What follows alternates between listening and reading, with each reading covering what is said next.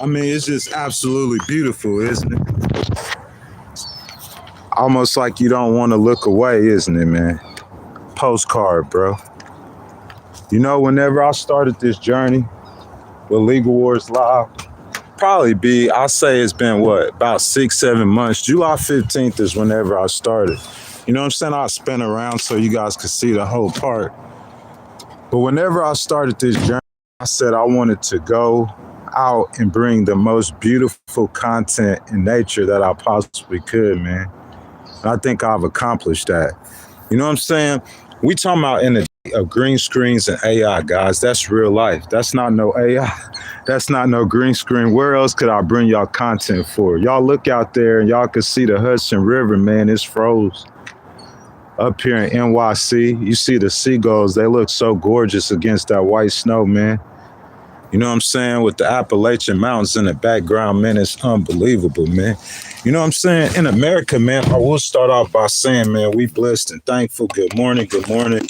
Everybody, welcome in Legal Wars Live. If y'all give me just a second, moment to adjust. Get set up. We could get started, man. You know what I'm saying? I will say this, man. I will say in America, we lived in a blessed life. You know what I'm saying? If you guys have ever traveled, and if you travel to third world countries, you'll see that the poor people in America live like wealthy people in other countries. And that could be expected due to the fact that we are the richest country in the world. However, we want to have the best lives possible for as many Americans as we can. Isn't that the goal? CNN reported that President Trump's family has made $1.4 billion in a year. And now you got to understand something now. Ghost isn't a hater. Like, we voted for President Trump because President Trump is a businessman. Facts or no facts. If you didn't vote for President Trump, we're not talking about you. And I didn't vote for President Trump either, so I'm not hating on you. I'm talking about the 47% of Americans, 77 million Americans who voted for President Trump. They voted for President Trump due to him being a businessman. Is that correct? Well, President Trump's goal and what he told us is he was going to make America money. Has he not done that?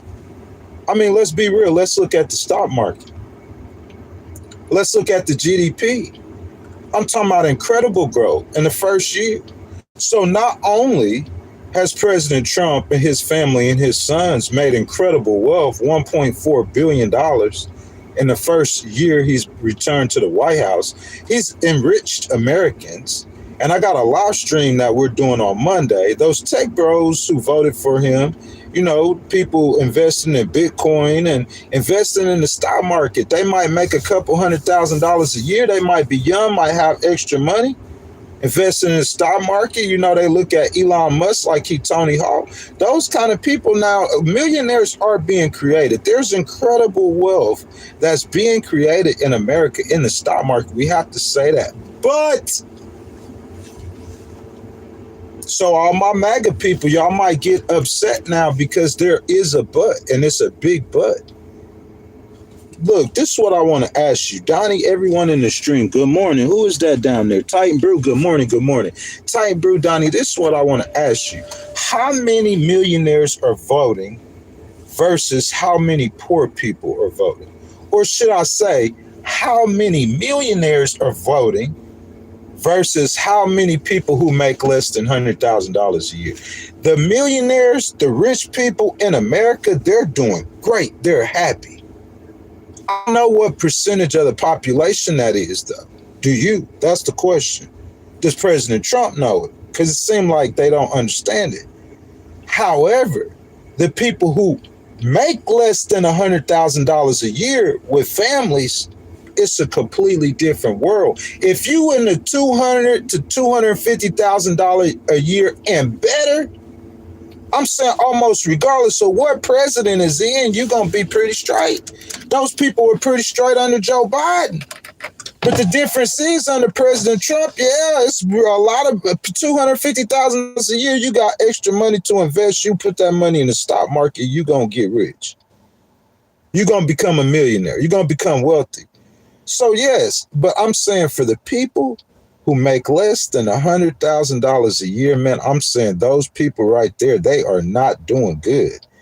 And it's like, in my opinion, President Trump has not helped them or answered their call. So what I'm going to do today, I'm going to look at two candidates who became two politicians. The first candidate that we will look at is Donald J. Trump, a Republican who became president of the United States, our current president. The second candidate we're going to look at is Zohran Mamdani, who is a Democrat who became mayor of America's largest city, okay? In my opinion, they're polar opposites, complete opposites. But what I want to show you is these are two candidates, starting with candidates who ran on affordability. And that's where MAGA, you guys will be held responsible for. Not only did President Trump promise America first and no new wars, and we're seeing the complete opposite of that. I'm saying to the extreme of you threatening to go to war with your own allies.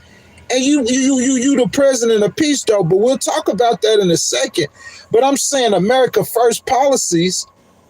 But as far as helping the poor and the people who are hurting, I'm looking for anything that he has done to help them. That's what we're looking for today. Versus Zohran Mamdani. Versus Zohran. Because Zohran ran on affordability too. Am I right or wrong? And listen, even if President Trump said affordability is a hoax, he can't say that he did not run on affordability. How many people agree or disagree with that? The reason he won that election is because of inflation and the cost of goods remaining too high. And they imputed that to President Biden, which is to be expected. That's why President Trump won. President Trump, and we'll play it in just a second, told the American people on multiple occasions that he will get the price down on day one. And due to when he was president the first time, when the prices were lower, the people thought that it was going to happen. None of it has happened to this point. That's what I'm saying. Regardless of how many millionaires you're creating, regardless of how much support you have, President Trump, regardless of how high that Dow Jones soared, because I predicted that it's going to hit over 50,000 points. The Dow Jones index, over 50,000. I predicted that a month or two ago. You see what I'm saying? S&P 500, people's 401ks doubling and tripling. That's facts. Democrats, you could like it. Republicans, you could like it. It don't matter. But what I'm saying, like I asked y'all, how many millionaires is it in America that's going to vote compared to how many people like Ghost who make less than $100,000 a year? Those people right there, they have not gotten any help. Let's look at it. So what I wanted to do, I wanted to not look at Congress. We're not going to look at any legislative branch in the New York Assembly. When we look at Mamdani, we're going to look at the president of the United States and the mayor of New York, two polarizing figures, respectively, in their parties.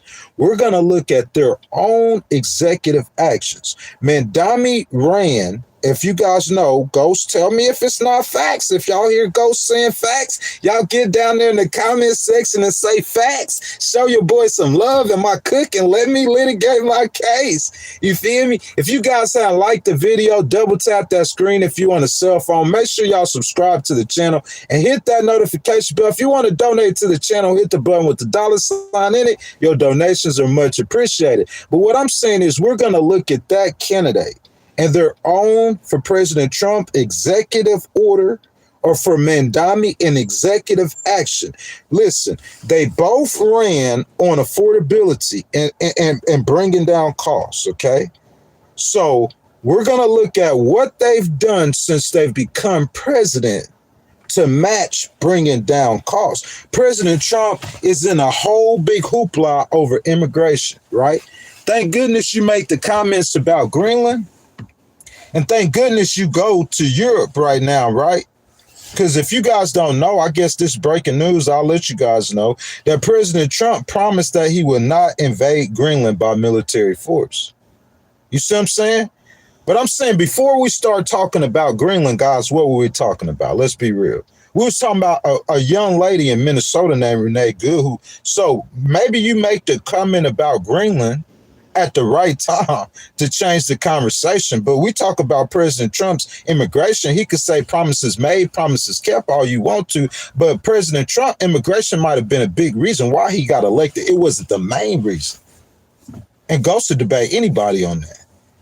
We could talk about transgenders. We could talk about gay rights. We could talk about anything you guys want to talk about, but it's the economy, stupid. Like James Carville said, the main reason President Trump was elected was because of affordability in the economy. We all agree on that, right? So let's get to it. So let's look at President Trump's executive orders in 2025. This is according to the federal registry.gov, okay?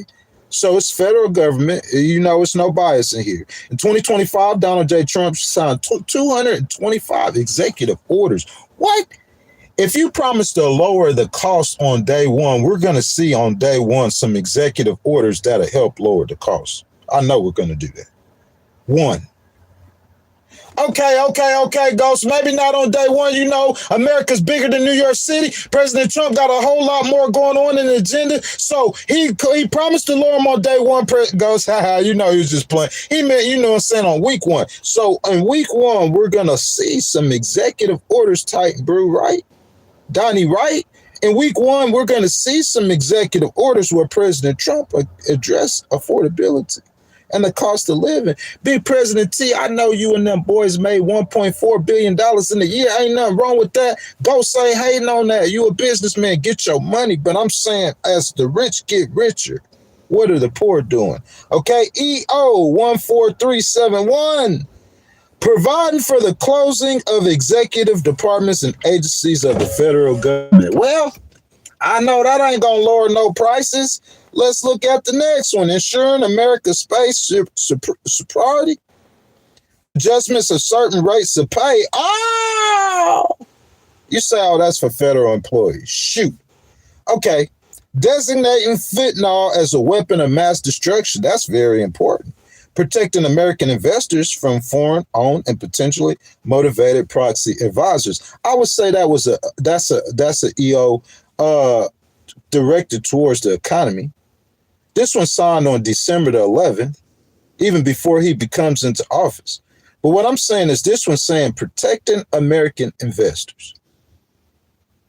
Ensuring a national policy framework, moving on, artificial intelligence, address security risks, price fixing, and anti-competitive behavior in the food supply chain. There's one that he wrote. From price fixing and anti-competitive behavior. So I'm saying President Trump, if anybody from your side and your party listening, I'm saying what is that executive order doing? Addressing security risks from price fixing and anti-competitive behavior in the food supply chain. Because what I'm saying is, in my mind, I'm saying you ain't wrote one. We found one. If it's not effective, man, I'm saying, what you gonna do? You can't leave it there. You got to get back to this is what matters, because this is what the voters care about. How many millionaires voting compared to how many people make less than $100,000 a year? If you got more millionaires voting, then you safe. But if you got more poor people or more people who make less than $100,000 a year voting than you do millionaires, you got a problem. And we're going to talk about it. Modifying the scope of tariffs on the government of Brazil. Modifying the scope of reciprocal tariffs. Fostering the future of American children. I'm not saying all of these executive orders, they're probably important, but we're looking for executive orders, the 225 he wrote. We're going to scroll down through to January. You see what I'm saying? Because we're looking for the executive orders that addresses the cost of living and the price of living in America. He said he was going to do it on day one. So we'll go to February, modifying duties addressing the synthetic opioid supply chain, ensuring continued accountability in federal hire, unlocking cures for pediatric cancer with artificial intelligence, continuance of certain federal advisory committees, assuring the security of the state of Qatar. You gotta be kidding me. We found one executive order that was penned that doesn't help my mother who receives Social Security and who's elderly. That doesn't help Ghostwriter, who's a disabled veteran. That does not help the vast majority of Americans. We found one where you address something that pertains to the economy or help these prices getting down or helping rent get paid or helping these kids go to school. We found one that kind of pertains to it, assuring the security of the state of Qatar. Saving TikTok while protecting national security. The gold card. Further extending the TikTok enforcement delay. Man, if TikTok would put money in the pockets of American people, man, we would have saw mass benefits from President Trump's executive orders to this point. Establishing an emergency board to investigate disputes between Long Island Railroad Company. What? You writing an executive order about that? Man, Mamdani must have been writing these. Strengthening efforts to protect U.S. nationals for wrongful detention aboard. You know, that's what he cared about. Immigration. Like, immigration is putting money in our pockets, right? Restoring the United States Department of War. Modifying the scope of reciprocal tariffs. Implementing the United States-Japan agreement. You gotta be kidding me, bro. I'm talking about ghosts trying to buy a house. At least I feel, and President Trump, this ain't no hate on you.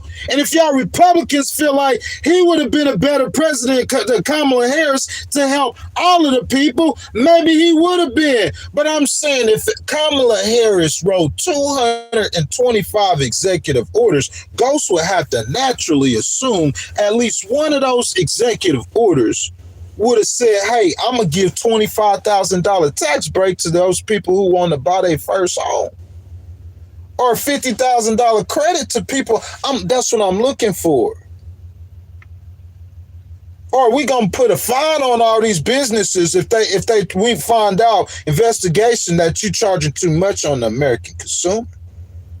Or are we going to build 3 million more homes to drive down the price of cars? Oh, hold on, Ghost. You must. What month are you in? What month are you in? We in August of 2025, September of 2025. I'm saying you're gonna lower the cost on day one. So we found one halfway executive order that it might look. I might be wrong. That executive order might be massively effective. It might be the reason why the prices aren't even higher with all his tariffs. It might be that one executive order. But what I'm saying, if it is, you need more of them. That's all I'm saying. Because I'm saying we're going to look at inflation and we're going to try to see if the American people are feeling, I'm talking about the poor, President Trump. I've said it a million times. I'm not like a Democrat who's saying that your policies are not helping the American people. There are some Americans his policies are helping. Not just some, millions of Americans. But I'm talking about 340 million Americans. If your policies are helping 100 million Americans, President Trump, you coming up short. You can celebrate the gains in the stock market and the 100 million Americans whose lives are better under you, President Trump. But what about the other 240 million Americans? That's my question. Making federal architecture beautiful again.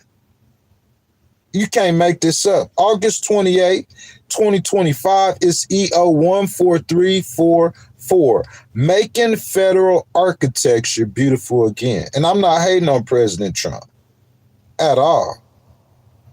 Taking steps to end cashless bills to protect Americans. Prosecuting the burning of the American flag. additional measures to address the crime emergency in the District of Columbia. Guys, you see action behind all these executive orders in some way or another. But I'm not going to sit there all day long and pick on President Trump. All I'm going to say is from what I've seen and what I read out to you guys, according to the Federal Registry, I only seen 1 out of 225 executive orders that could have slightly addressed the poor Americans. Only 1. So before we look at Zohran Mamdani, let's do a quick review. So guys, tell me where I'm wrong. Tell me where I'm not telling you guys facts. So President Trump, President Donald J. Trump, 47th president, 45th, and the 47th president of the United States, we summarizing. He ran a campaign that was based on lowering the cost of living for the American people. Don't take my word for it. You think I'm lying? Let's see. Let's find out. Let's find out. Guys, just a quick little search, just a quick little research. I want to play something for you. President Trump promising to lower the cost of goods. So some of you guys, I'm not in the comments yet, guys. I appreciate you guys getting down in the comment section, letting your voices be heard. But I'm saying, guys, I've heard people down there who've actually said that they've never heard President Trump say he's going to lower the price of goods on day one. Maybe they didn't hear him say that. Maybe a lot of MAGA, that's not the reason why they voted for him. MAGA. You see what I'm saying? But this is what I'm saying. I'm saying, though, for the people who make less than $100,000 a year, the people who were struggling, the people who were paying $6 for a dozen of eggs, what you think they voted for him for? 11 months ago, I inherited a mess, and I'm fixing it. When I took office, inflation was the worst in 48 years, and some would say in the history of our country, which caused prices to be higher than ever before, making life unaffordable for millions and millions of Americans. This happened during a Democrat administration, and it's when we first began hearing the word affordability. Our border was open, and because of this, our country was being invaded by an army of 25 million people. I'm saying, guys, that's him currently. You vote for Trump? Look, that's him currently. I'm saying, do you feel the difference? The prices, are they much lower? Y'all get down in the comments. Let's have a debate. I hear people saying gas is lower. Some areas in America, gas might be a lot lower. But I'm saying in Manhattan, city tax or not, gas still $5 a gallon. If you get outside the city, and I'm talking about in regular $2.85 in New York City, $2 a gallon. In the areas around New York City. What state y'all live in? I'm saying in $2.85, that's probably a high price of what gas is compared to some places. Maybe West Virginia, maybe Mississippi, who knows? Let's listen to what President Trump said about grocery prices before the election. Your groceries will be cheaper. It'll also bring your grocery bill way down. I have more complaints on grocery. The word grocery, it's sort of simple word, but it sort of means like everything you eat. The stomach is speaking. It always does. And I have more complaints about that. Bacon and things going up double, triple, quadruple. I haven't seen Cheerios in a long time. I'm going to take them back with me. Bacon is through the roof. They're all through the roof. The milk, everything is bad. And we're going to straighten it out. We're going to bring prices way down, and we're going to get it done fast. Now, Trump tells Time Magazine. So I'm asking y'all, has he got prices way down? Because I'm saying we went over his executive orders, guys, okay? And his executive orders, we didn't see, you guys been with me, we just went over it, and we didn't see nothing but a half an effort, or not even half an effort. We seen one executive order out of 225. So I'm litigating my case. First, I established the efforts that he has taken or made to actually himself to bring down the cost. Because I'm saying if you wrote 225 executive orders, you taking a lot of actions to do a lot of things. Very productive. I'm not hating on him. I'm not a Democrat. Keep that in your mind, where my heart coming from. But what I'm saying is but you haven't done anything whatsoever. But that one is that I don't count that anything whatsoever to help the American people and to actually bring down the cost of living like you said you were going to do. He acknowledged it.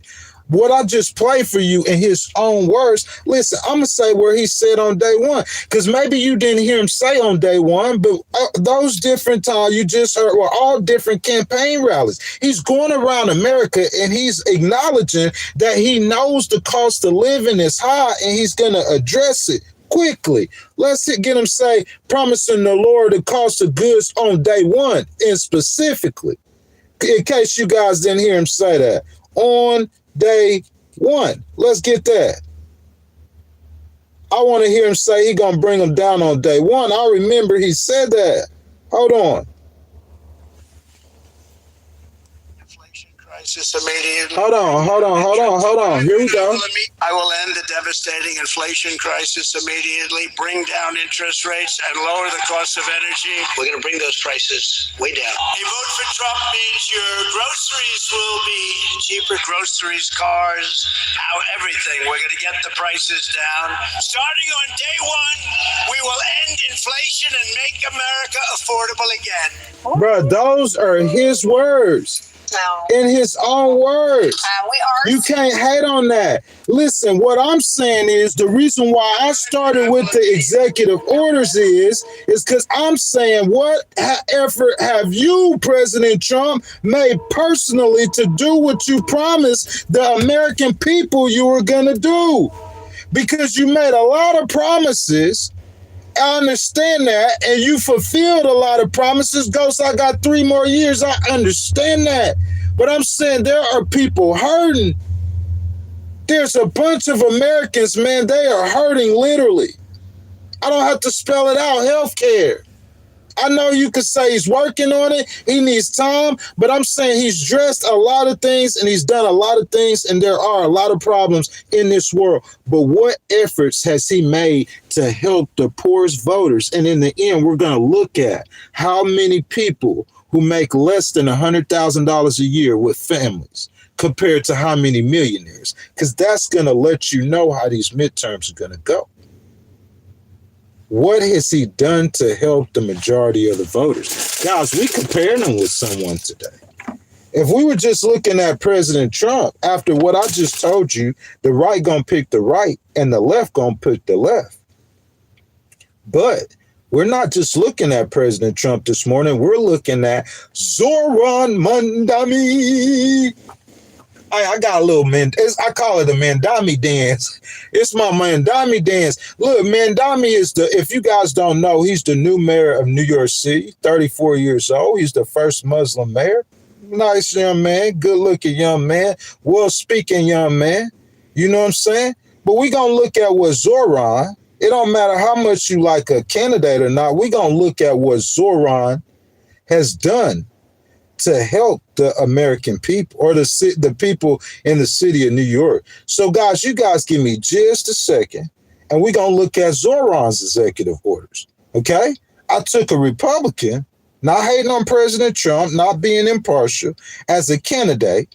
And I showed y'all, if y'all been here and y'all been following along, if not, rewind it and follow it. I showed y'all all the promises in his own words that he made to the American people on what he's going to do to help them to bring down the cost to groceries and all that. I don't want to hear you Republicans talking about personal responsibility, because that's not what President Trump said when he was running for president. As candidate Trump, he wasn't talking about personal responsibility. He said he was going to help the American people and he was going to help them quickly, specifically the people who were struggling. That's what he said he was going to do. I'm not talking about how he tried to block TANF. I'm not a Democrat. I could go a lot deeper into this. How some Democrats who probably down there in the chat are talking about how he has actually hurt the American people with his policies. I'm not going to say that. All I did was looked at his own words, secondly, and firstly, his own actions. I took the actions his words as a candidate. I played them for y'all, his own words. And I took his actions, literally executive actions, executive orders, and we went through them. And what he signed 225, so he trying to help something. He trying to help somebody. 225 executive orders, that's more than most presidents have done in their whole presidency in the first year. But I'm saying, how many of them has he signed to help the American people? On the other hand, I'm going to tell y'all about Zohran Mamdani. I don't even have to play in his own words. I'm going to just tell you all his whole campaign. Let's talk about Zohran for a minute, okay? And we're going to make it all come together. Talking about Zohran, excuse me, guys. Y'all give me just a second. Let me pull this up. Look, talking about Zohran, okay? Zohran Mamdani, his whole campaign he ran was on what President Trump called the affordability hoax. How many candidates was in that field? Mamdani was outspent 10 to 1 or maybe even more by Como and the rest of the candidates.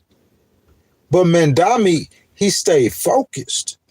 And he stayed focused on what matters to the people of New York the most. And that's the cost of living is so important in New York. Rent is so important in New York. You know, they have more homeless people almost probably than can. We'll look up the numbers. I don't want to tell you, but it matters. I'm up here. I know it matters to the people. Now, if you a candidate and you got campaign donations from lobbyists and disinterests and the oil, I would think the oil industry, they probably donated billions to President Trump under the table, definitely millions on paper, because he's done a lot to help the oil industry. I'm saying he went and snagged the president of Venezuela and come straight out said we're going to run the country and gave the country to the oil. And, hey, look, I'm not hating on nothing strategically. Russia, China, yeah, I understand that. But I'm just saying you've done a lot to, but I'm saying the American people, though, who you supposed to be serving. Looking at Zohran, his very first day as the mayor of the city of New York. Now, we didn't establish that Zohran's whole campaign was on affordability. Before I read this, I want you to understand that because I did it with President Trump and I played his own words on it so you guys understand he's been in office way longer than Zohran. That's another thing. President Trump been in office a year longer than Zohran has. Zohran just took over in January, okay? President Trump took over last January 20th. So what I'm saying is I played President Trump after a year as the candidate Trump with the promises and what we feeling and seeing, all those of us under $100,000 a year. And then after a year, what actually has happened? Okay. Now, I gave you 225 executive actions to back up my argument. That's my evidence. His executive action, what he's focused on and caring about those executive actions, when you have as many as he do, it shows you his agenda, his mentality. Now, Zohran Mamdani, he campaigned even harder on the economy, okay, than President Trump do. Affordability, I give you that. He did, way harder. Because Zohran is tapped in to the people on the ground, the poor people, the Democrats, is different strategies, left versus right. Let me show you some. I'm going to show you what's going to happen to the Republicans in November. Watch this. Zohran Mamdani, so he's mayor in New York. His first day, we saw President Trump, his first day is with executive orders. We went all the way down. I read a few of them. We went down in September what orders he was signing. Well, Mamdani on his first day, he signed 3 executive orders to confront what? What executive orders you signing, Mamdani, to confront the Argentinian building designers in Lower Manhattan? He said, bro, there's a lot of problems in New York City. You got to realize that's the capital of the world. NATO's in New York, but I ain't going to sit here and name all the businesses and the techs and the power for that governs the entire world in New York. You understand that? So there's a lot of different executive orders he could sign. Don't think that's just a little bitty city now. That's how we all know who Mamdani is. You don't know too many other city mayors unless you like Ghost Rider. Who the mayor of Houston? Somebody tell me. Put it down below in the chat. Who the mayor of New York? You might know that one. Who the mayor of Chicago? Excuse me. You might know that one, pretty popular. Who the mayor of Los Angeles? That's what I'm saying. But we all clear about who the mayor of New York is. Okay, so 3 executive orders to confront the city's housing crisis on day one. Mamdani on day one. Mamdani on day one. On day one. I'm not going to make no promises to come help the people on day one. I'm just going to do it. Day one. Revitalizing the mayor's office to protect tenants and establishing 2 new task forces for what? The price of Argentinian tea in Upper Manhattan to accelerate housing construction, get New Yorkers in the homes faster, and increase supply by identifying suitable city-owned properties. The mayor also announced the appointment of nationally recognized tenant organizing and housing advocate. C. Weaver is director of the newly revitalized mayor office to protect tenants. Huh? I ain't even gonna read to you all what they done. And Mayor Mamdani has directed his corporation council nominee Steve Banks to take precedent, setting action in the bankruptcy court to protect the renters of this building and the thousands of other renters across New York City. This day one. See, you can run game to the slow people. You can't run game to ghosts, man. If you say that you care about the American people and you trying to help the American people, and listen, if Mamdani make $1.4 billion a year, his family, like you did in President Trump, I'm not going to care about that either. I'm going to ask you, what have you done to help the people on day one? We already got the story. Mamdani, what he has done on day one to help the people. First day, executive orders, renters. You want me to keep going? You want to keep on talking about all the actions he done? Because I'm saying he'll if I interviewed him, he'll let you know. Oh yeah, you ghostwriter, you got to know too. I've taken actions and I've taken steps as well to, to help the preschoolers and the 2-year-olders and the 3-year-olders and the daycare and paid daycare and I'm talking about the man been in office a few weeks. He ain't been in office for 30 days. And what he's doing to help the people, campaign promises. Listen, this is what we're going to do now. This is what I want to ask you. So it's all about the midterms, but I'm coming at this from a million different angles. And this is the most important angle. Renee Good, that's not that shooting death, President Trump's immigration, and we get focused back on immigration because the focus going to get back on immigration. The focus got on Greenland. It's just convenient how President Trump made that outlandish statement, but that's dangerous and reckless. I'm saying, guys, facts. What we've been talking about, the news. I consume the news. I watch the news. Everybody talking about Greenland. And I'm saying it's just like, I'm going to talk about Greenland like right after Renee Good gets shot. So it changed the conversation. We focusing on something ridiculous that President Trump just made a ridiculous. He's done that before. But what I'm saying is, that immigration? I don't see how that's going to help him in an election. But immigration and all these other issues, the bottom line is going to come down to this. How many Americans voting make less than $100K a year? This was going to matter right here. We need these numbers. We need these numbers. We're going to search for these numbers this morning. So we said more than 155 million people cast ballots in 2024. Okay. That's 63.9% of eligible voters. Guys, this is according to NPR Politics. It was published December 27, 2024, by the way. Okay. So let's keep looking. Let's see. 71% of the electorate was white voters. 46% of the electorate were Latinas. Let's keep going. 1.2 billion spent on political ads. Trump got 49.8% of the popular vote. Let's see.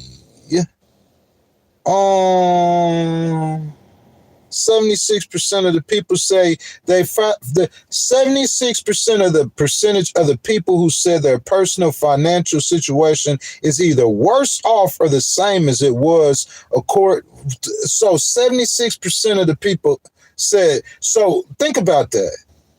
That's how I'm gonna tell you. This is how we break down numbers. 76% of the people who voted. 76%. Listen to me.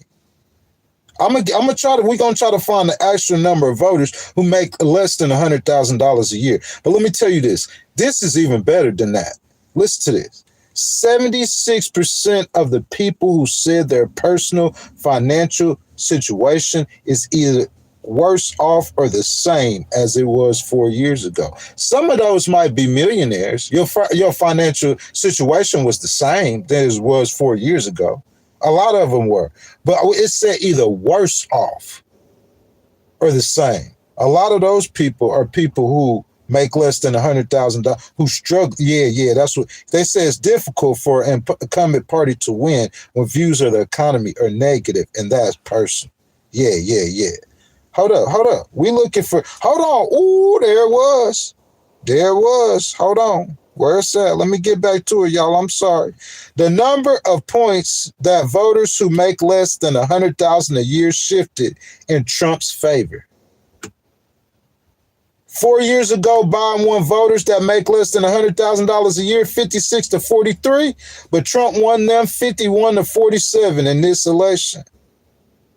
On the flip side, in 2020, Trump won those making $100,000 a year by 12 points 4 years ago, and Harris won them this time by 4 points.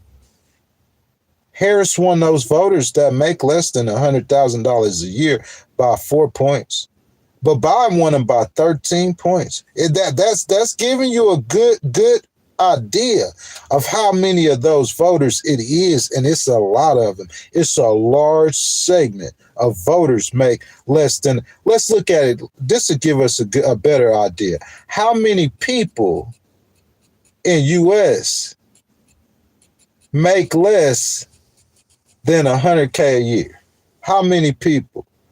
The vast majority of Americans make less than $100K a year, which data show. Listen to the magic number. 70 to 80% of individuals or households fall below that threshold. 70 to 80% of individuals and households make less than $100,000 a year. I didn't go chasing that information for nothing. I could put the closing arguments on my case, Donnie, y'all, and I could get down in the comments and we could talk about it and discuss it. If you guys haven't liked the video, you guys could double tap the screen for me, subscribe to the channel, hit that notification bell. It's been 50 minutes that we've done this live stream, and I'm going to put it together for you, all together, all the data, all the information that I just gave you. Let's start off with this. 70 to 80% of Americans make less than $100,000 a year. That's the vast majority of Americans are hurting. have not felt the benefits, because we gave you the stats that says 76% of Americans said that their life is about the same or worse. 76% of Americans who voted for President Trump said their life was the same or worse. Well, I'm saying in 2026, we're going to look at the current numbers of how many people saying their life is, but it's not November yet. There's no sense in it. But Ghostwriter could tell you that the lives of Americans, the poor, has not improved. That's going to be a disaster for y'all Republicans come November. I'm saying even if you decide to focus on it, because what the American people have heard President Trump's promises, and I just played them for y'all. 225 executive orders. They don't know the numbers of executive orders, but they've seen everything that has happened in a year. And they know, just like the 76% of people who voted against President Biden, that their lives are not better. The difference with President Trump is the top half. Listen, when President Trump, you going around and you gloating about the things that you have accomplished with your economy, because I started the entire live stream. Donnie know he's been rocking with me from the very first, and y'all should too. I started the whole live stream telling you about the extraordinary growth in his stock market and in a lot of sectors in the American economy. But what I'm saying is that's only benefiting 20 to 30% of the American people. The vast majority of this iceberg is underwater. You can't see it. 70 to 80% of them make less than $100,000 a year, and they seen their health care prices triple. They seen rent stay the same. They seen gas trickle down enough, not enough to make the difference. They seen some groceries go higher and some groceries get cheaper. And I'm saying the farmers, I've heard them say they've been decimated. Black people, their unemployment is getting higher. The unemployment rate for the entire country is higher. Need I go on? Inflation, according to all estimates, inflation needs to be down around 2%, President Trump. 2.2 at the highest. 2.7 is still too high. And I say you did 225 executive orders, not Big President T. Write a couple for the poor. I'm saying write some of those executive orders to help the people, President Trump, to lower the costs. I'm saying, President Trump, why don't you call you a real estate mogul, right? Y'all seen the table where he got all the oil executives sitting there around the table? I'm saying you getting Venezuelan oil, it's probably going to help the American people. I'm sure it'll benefit the American government, but I'm saying, how is it going to help us tremendously? Is it going to make a difference in our day-to-day life? Let me tell you something that'll help all of us. It'll help lower the rent for everyone. It'll help lower the house. You won't have to be begging Jerome Powell to cut interest rates. Get that same oil table with all those executives from all over, Exxon, all, get the housing executives in there and come up with a plan to build more housing units across America. Because see, President Trump, the difference between you and VP Harris, I don't know if she would have got it executed or not, but I know she promised to build 3 million more housing units in America. And I know that would have drastically, and when I say drastically, I mean drastically, drove down the prices, supply and demand. It would have drove down the prices. She promised to give a $25,000 tax credit for the first-time home on it. And I'm saying for someone like Ghost, that's going to get me in the house. That's my down payment. She made promises with her policies, President Trump, to lower the price. And she said she would be for government regulation to get those prices lowered. But I'm saying, President Trump, 225 executive orders in over a year, and we found one that could have kind of, and I'm saying, Mamdani, on day one, what you promised to do to help the American people on day one, President Trump in New York City as the mayor of New York City, Mamdani did what you promised on day one. He did what you promised on day one. And President Trump, that's why I'm saying, well, listen,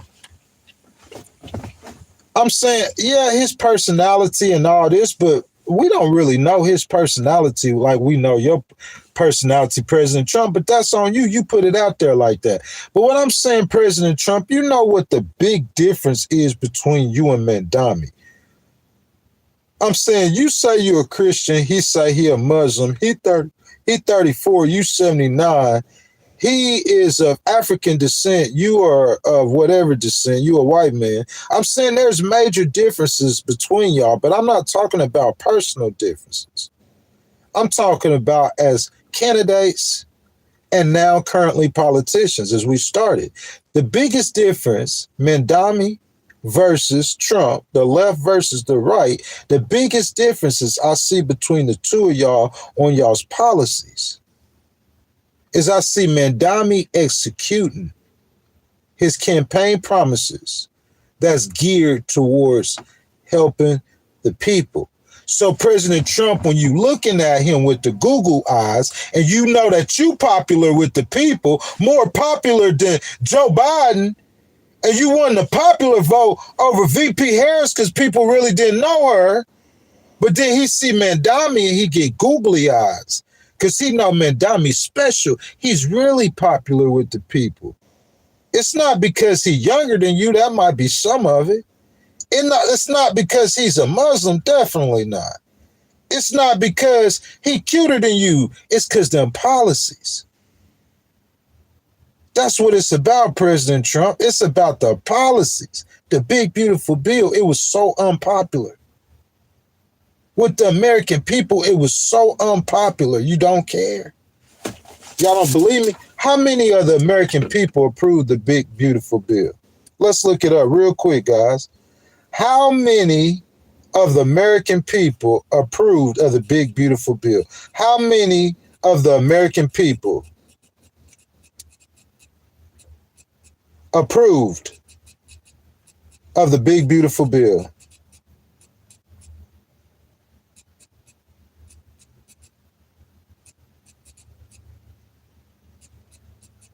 Let's see. How many? Approval for the one big beautiful bill was low with polls mid-2025 showing a majority of the Americans opposed, typically around 60 to 70% unfavorable. You know how we always end up to that touching that 70%. Listen to me now, Ghost trying to school you. Those numbers, they talking to you. You just got to know how to listen. Ghosts know how to listen. I'm looking for patterns. We keep on talking about 70%, 80%, 60. Now this one is 60 to 70%. 70% is that magic number. Remember, I told you it's about 70% or more of Americans who make less than $100,000 a year. 70% unfavorable for the big beautiful bill. KFF polls 64% of unfavorable. Pew Research 49% opposed, only 29% favored. Quinnipiac 53% opposed. Even on the Fox News poll, 59% of people opposed the big beautiful bill. 59%. Let's look up this.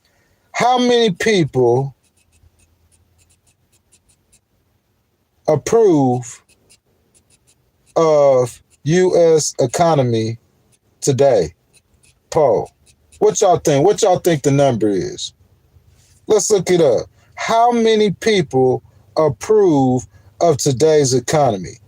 Most polls show low approval for the U.S. economy. What you think the magic number is?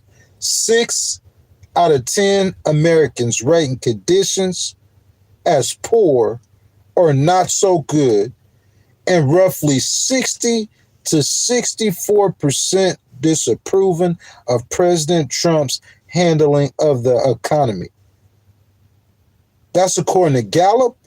Y'all Republicans trust Gallup? Reports high pessimism, with 47% calling conditions poor and 68% saying the economy is worsening.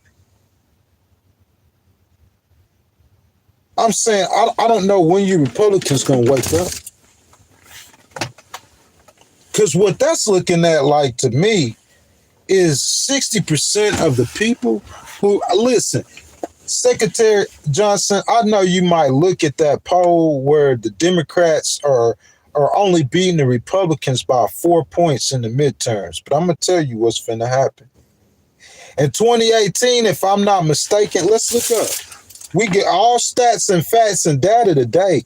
Every angle I could give it to you about. We could talk about Renee Good. We're going to talk about Russia and Ukraine. We're going to touch on this. We're going to touch on that. But like Vice President J.D. Vance said, y'all better get the focusing on that economy.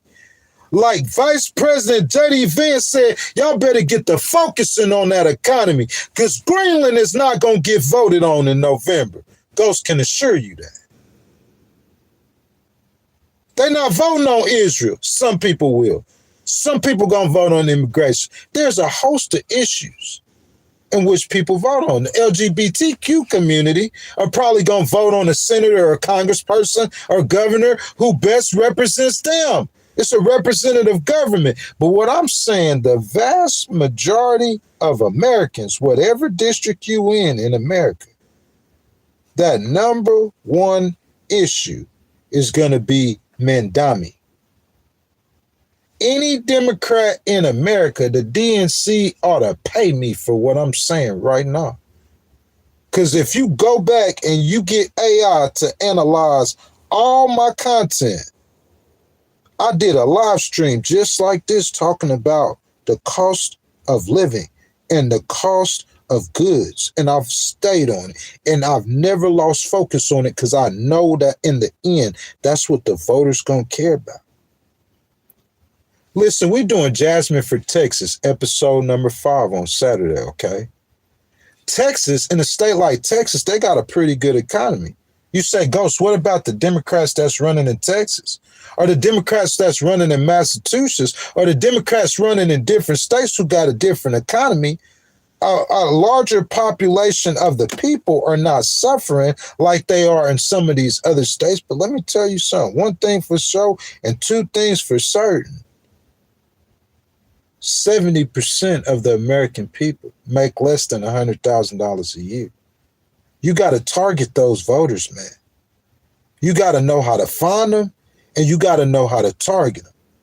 But I'm saying a safe strategy like Abigail Spanberger and the Democrats did all through 2025, their dominance.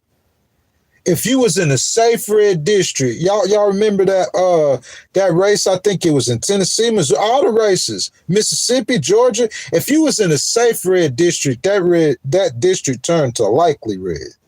And if you was in a likely red district, that district is a toss-up. And the Democrats and they light blue, they turn they dark blue, and they dark blue, they moved the whole electorate to the left. You say, Ghost, that's normal. But what I'm trying to tell you, in 2018, the last time President Trump was the president,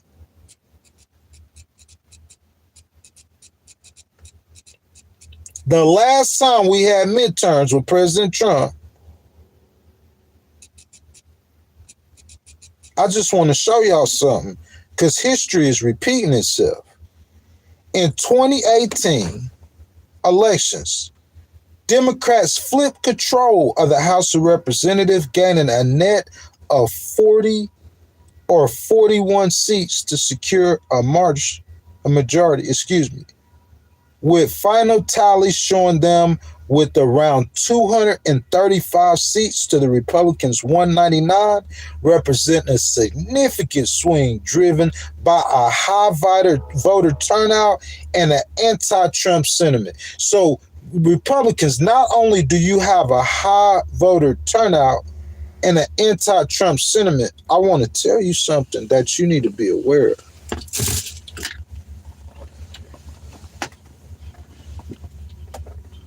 Y'all pay attention now. Well, Ghost finna tell y'all, hey, Donnie, y'all with me? Donnie, y'all following me? Because what I'm finna tell y'all is worth some gold, some real money.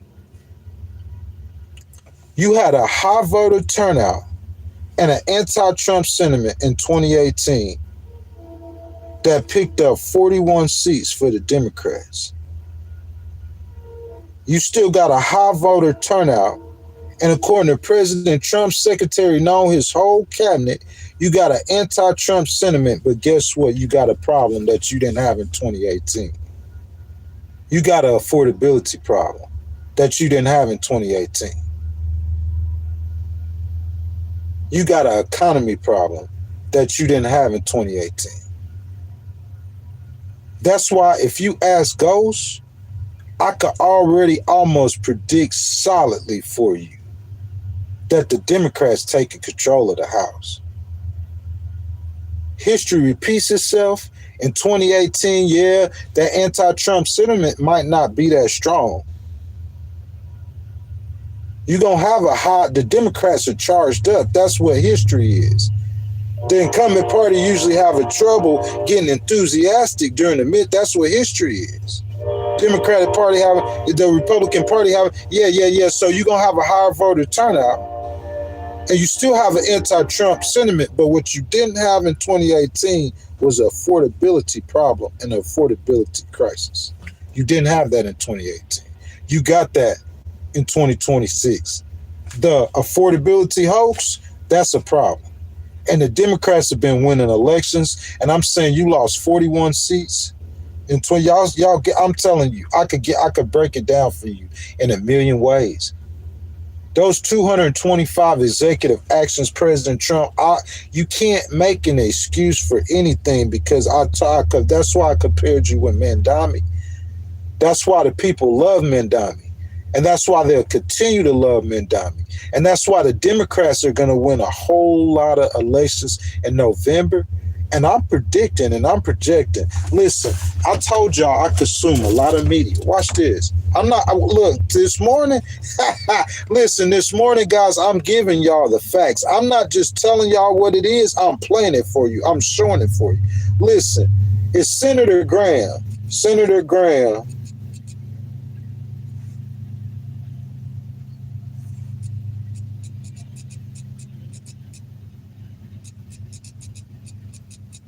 I want to play something for you. When I heard this, I couldn't believe this. Let me see if I could find it.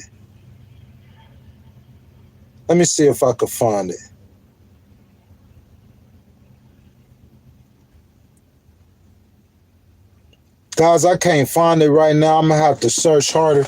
But guys, I heard a program on YouTube. I don't want to call the name of it, okay? But he said that Senator Graham and the fellow senator from South Carolina, bro, that they were asking the people at this time for donations to help Senator Graham. Look, let's do this. Let's look at a race. Let's look at a poll. Let's look at Senator Graham in a poll, and that'll let us know. Okay, let's see.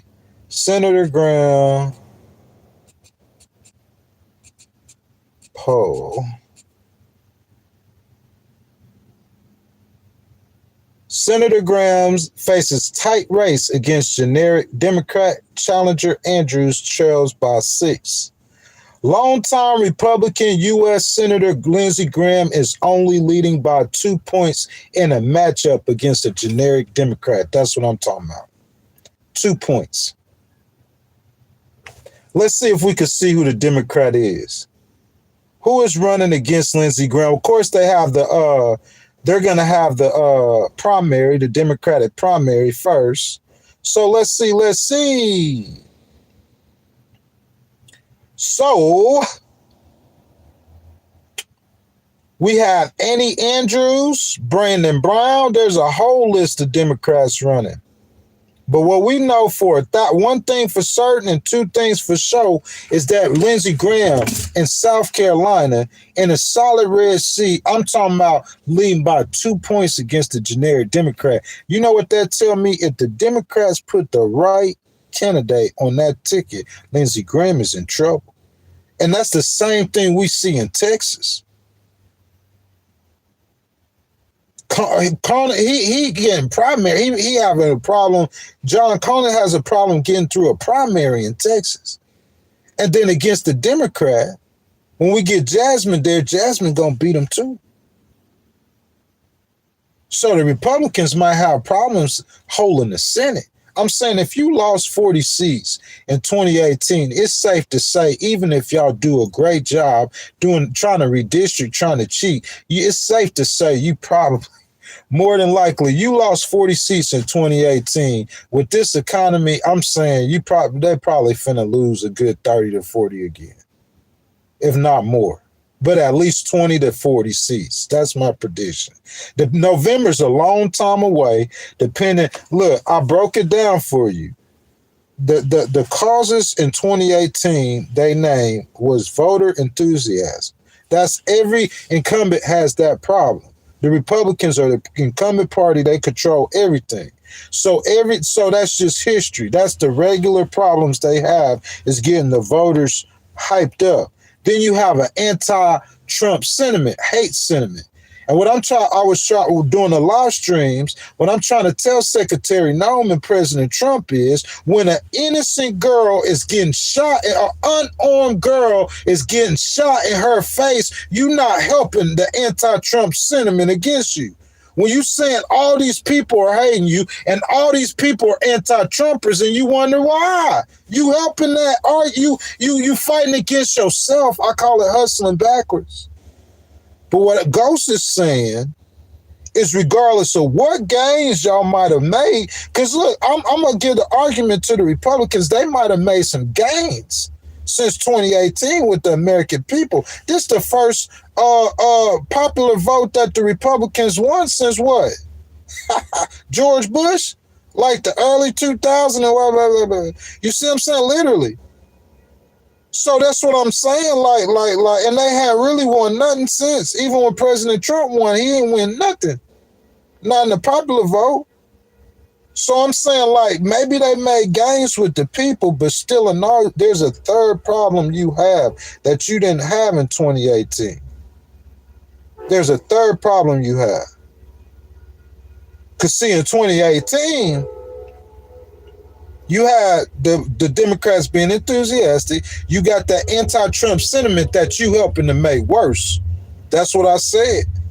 Y'all getting it, Donnie? I'm putting it together. I put all the live streams together at once. But this time in 2026, you got a bad economic issue. You could get up there and you could tout the trillions of dollars that you have made the U.S. government. But I'm asking you, how does that benefit one voter? Oh, we going to use the money to pave the roads. You think a voter going to vote on whether you pave the roads or not? I'm saying the money you make, the voter's not voting on you buying F-35s. The voter's not voting on you selling an aircraft carrier to NATO. So however much money, it's a beautiful thing that you're making for the United States. That's a beautiful thing. But that's not, when you're talking about the people, they got to go vote. And they're going to strip you of your power. Because them Democrats get control of Congress. We remember 2019. How many times he got impeached? We remember 2020 and we remember January 2021. We remember all that. History repeating itself. So that's what I'm saying. Like, I don't see, he can't do nothing about the Democrats being enthusiastic because they're the incumbent party. So you already got that disadvantage. But the girl getting shot in her face, you adding to the Trump hate. You're not subtracting to the Trump hate. So all the gains you might have made with the people, I'm telling you, y'all going to be shot. Ghost put it together. I don't care how good I can explain it. Some people, educated, smart people, intelligent people, they picking up on it. You slow people kind of struggling because you struggle with all kind of knowledge when somebody like me trying to give it to you. I'm looking at this picture. I'm trying to paint this picture for you. You're not helping yourself with the Trump hate, with the girl gets shot in the face. You're not investigating the cop, and you're trying to explain it away when all of the American people saw what happened. That's destroying you in the Trump hate category. I don't know how much of that will decide in the midterm elections when you're not on the ballot, but I'm telling you, it's not helping you at all. If it's people going out in 2018 that vote, remember, you lost 40 seats in 2018. You're not trying to repeat that. You're trying to improve on that.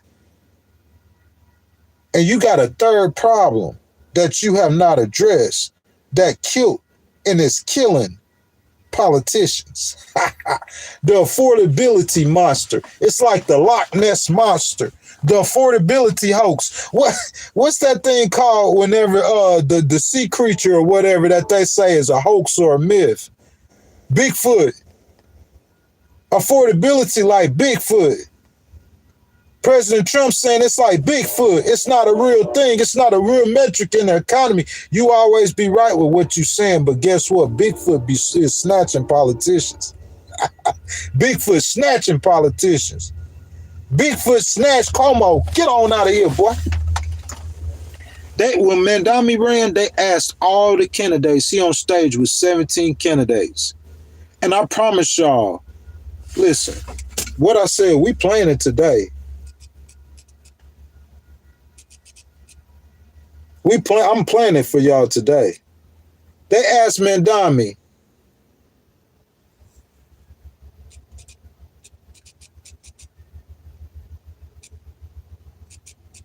where would he go? Where would he go?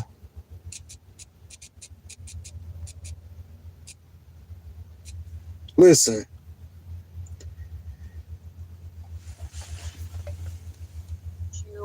Visit Israel as mayor?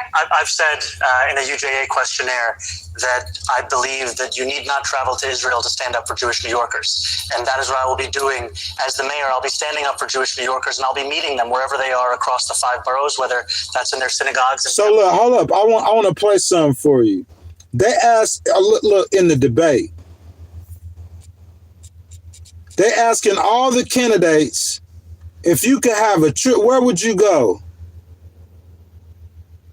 Where would you go? Hold on. I want to see if they play it. They asked all the candidates, if you could take a trip, where are you going to go on the trip? All the candidates. All of them. And they all saying they're going to Israel. It's like 30 of them on stage. Oh, if I got a trip, I'll go to Israel. If I got a trip, you know what Mamdani said? He'd say right here in New York and help the people in New York. That's what he said. Stay right here in New York and help the people in New York. That's what won. He different. You could say he hating on Israel. I don't think that's a hate on Israel. He just tuned in to what matters to the American people. And what matters to the American people, the majority of them, to all of them. But I'm saying the rich people, the people who got millions, the millionaires, they don't really need the help. They gonna vote Republican. They vote for President Trump. They always have, and they will continue to do so. President Trump, that's why he's beloved amongst Americans. He cut taxes, the lowest. That's what the Republican thing. Everything he turned to a typical Republican. I did live streams about that. He turned to establishment Republican. But what I'm saying is in the meantime, while 2024 was the first time the Republicans won the popular vote since when? You want me to look it up? I'll be telling y'all, look it up to show y'all. I don't have to look it up. It's in the dome. I got a good memory. George Bush the last, so you got 2 Obama elections, you got a Trump election, you got a Joe Biden election, and the Democrats won all 4 of them. Trump won in 2024, so you 1 out of 5. You 1 out of 5 in the last 5 presidential elections. And how it going right now, you might end up being 2 out of 10 or 3 out of 10. That's my predictions. Them Democrats gonna control you. They got off message in 2024. The reason why I think President Trump won the election, besides President Biden being as old as he is, the reason why I think he beat VP Harris is because the Democrats, not necessarily VP Harris, but I'm talking about the internet, legacy media, all those networks, NBC and them, they were so focused, even President Biden and them. The White House was so focused on prosecuting President Trump. In my opinion, they were too focused on prosecuting President Trump, and they forgot what Bernie Sanders talk about, what AOC be talking about. They forgot their first love, which is helping the poor and helping the American people. If the Democrats could stay focused on that, I don't see how they lose. Because the Republicans seem to be the same old Republican Party that's more interested in helping the businesses. They voted against the ACA. They vote against everything to help the poor. They don't believe in that. They call it personal responsibility. That's not what President Trump said when he was running against VP Harris. You know what I'm saying? So, guys, Ghost gave it to you. The most important thing, the summary Zohran stepped in there day one, helped the people. So, President Trump, you don't have no excuse. You wrote 225 executive orders, ain't really none of them really addressing the economy as far as the American people concerned. And you promised to do it quickly. You ran on that. And you had in 225 executive orders, and I just wanted to show you Zohran been in there in less than 30 days, and he already had wrote multiple executive orders to help the people. No excuse. 2018, y'all Republicans lost 40 to 41 seats due to enthusiasm for the Democrats, which the Democrats still have that enthusiasm, due to the Republicans being incumbent, due to the Trump hate. And I'm just litigating how President Trump and them are adding to the Trump hate. Renee Good, people getting shot, ICE, all those different kind of situations. Those black voters and them Hispanic voters they picked up, they finna lose them. And number 3, he got a new problem. That's what he calling a hoax. His new problem is the hoax. And it's called affordability. That's a new problem. If you guys have not liked the video, I ask that y'all double tap the video for me if you're on the cell phone. Subscribe to the channel. Hit that notification bell, guys. That's about an hour and 20 minutes. I came, I saw, I conquered, I litigated my case. I'm saying that's what the voters are going to vote on. It's the same old boring talking points. But that is who's going to control the House of Representatives. And because of the things that I told you, I don't see how they don't, if to make up for the Republicans' gain, because they did win the popular vote for the first time, you got to take that into account. Give them 20 seats. So instead of 40 seats, say that Democrats are up by 20 seats. If you draw out the map, like Brian C. used to say, and give Florida, give them 6 more, the Democrats, they picking up 10 seats, man. Because in 2018, we ain't even adding the economy onto it. What was the economy looking at like in 2018 compared to now? That affordability thing, man, that inflation. I'm talking about, think about this. That inflation didn't only sink President Biden and VP Harris. It's going to sink the Republicans in 2026. It sunk a lot of Republicans in 2025. That inflation is like a swamp nest monster. That affordability is like Bigfoot. And it's eating candidates and it's eating politicians. And you have political strategists and think tanks, independent, like Ghost, who's sounding the alarm. The candidates that heed the alarm, the politicians that heed the alarm, they shall be saved. And the ones who refuse to heed the alarm, they shall be destroyed. Donnie says, according to DOJ, he followed their rules. So Minnesota should charge him. Listen, this is what I'm going to say. Every last one of us Americans, we saw what happened with Renee Good. And I promise y'all, I believe that hurt President Trump and them so bad, in my opinion. That Trump hate that they're talking about, and that Trump hate to a certain extent is real. I believe that. I believe people might hate on President Trump a little bit more, not giving him too much of a room to wiggle with, but people might hate on President Trump a little bit more than they hate on other people or other candidates or other politicians or other presidents. President Trump probably going to say a lot more, Ghost. They tried to assassinate me. President Trump, you weren't the only president they tried to assassinate. They actually assassinated. You see what I'm saying? A couple of them. So he's saying they try to put me in jail. He ain't the only president. I'm saying, but yeah, he might have more hate than the average president. But Renee Good is not helping that, Donnie.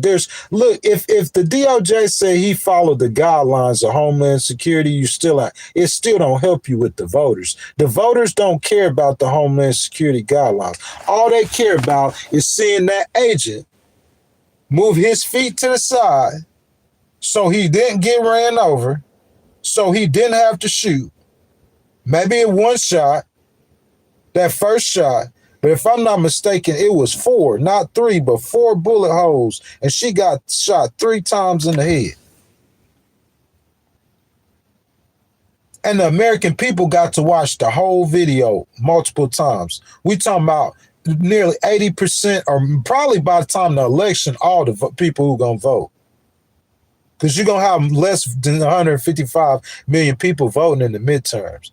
Probably be close to 120 to 130 million people voting in the midterms. Substantially less. Those people that's into politics and into stuff like that, all of us saw that video. Let's be real. Who in this live stream didn't see Renee Good getting shot in the face? We all seen it. That's not helping his case. You want to fix that Trump hate. How can I pick up seats, Ghost, fixing the Trump hate?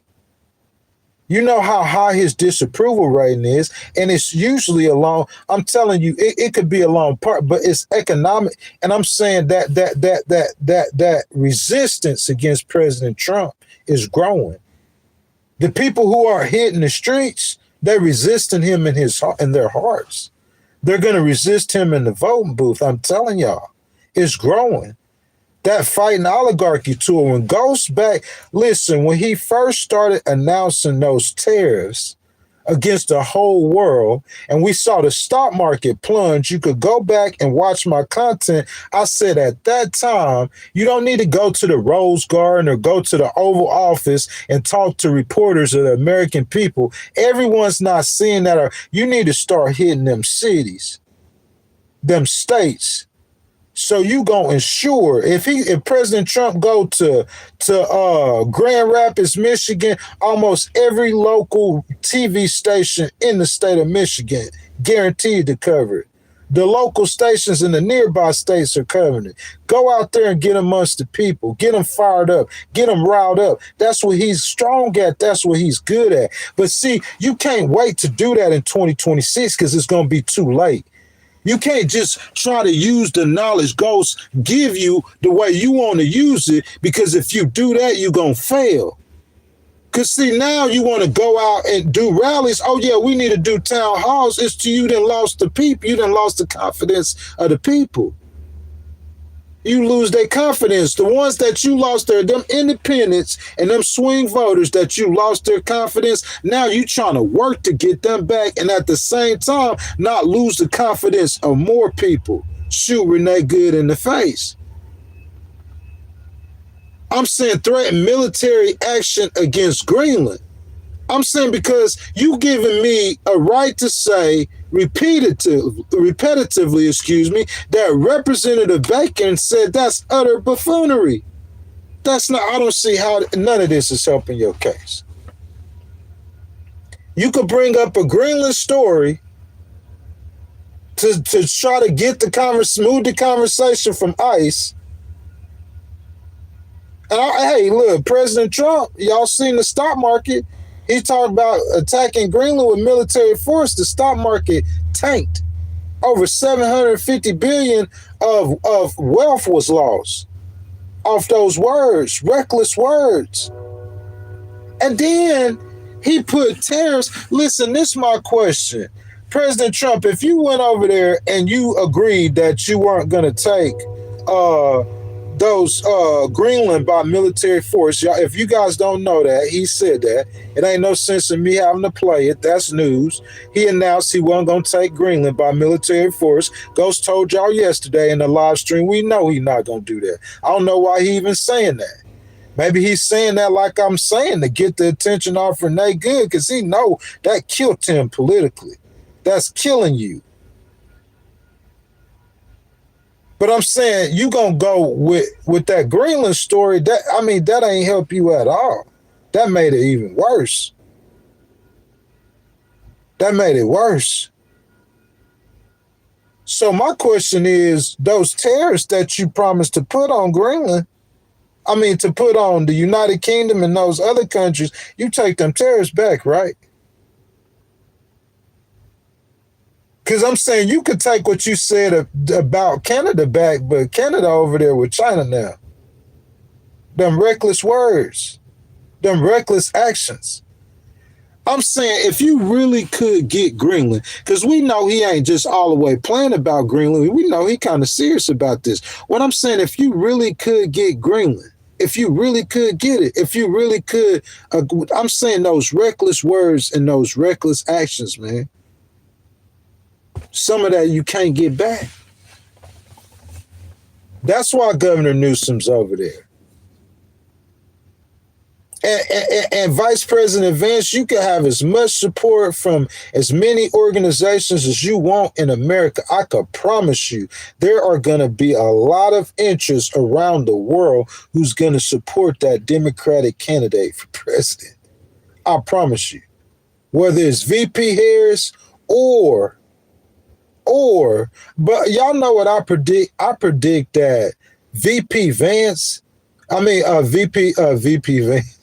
You know what I'm saying?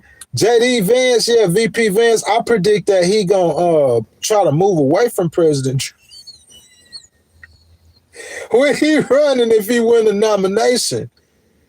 Because I'm saying the people, whoever connected to President Trump, I'm saying like there has to be some changes. Y'all Republicans, y'all MAGA people, I'm finna get in the comments, but y'all want to focus on the positivity that President Trump and the things that he accomplished, and that's good, and go focused on it. Go start the live stream on it. But I'm saying that's not going to help you in the midterms.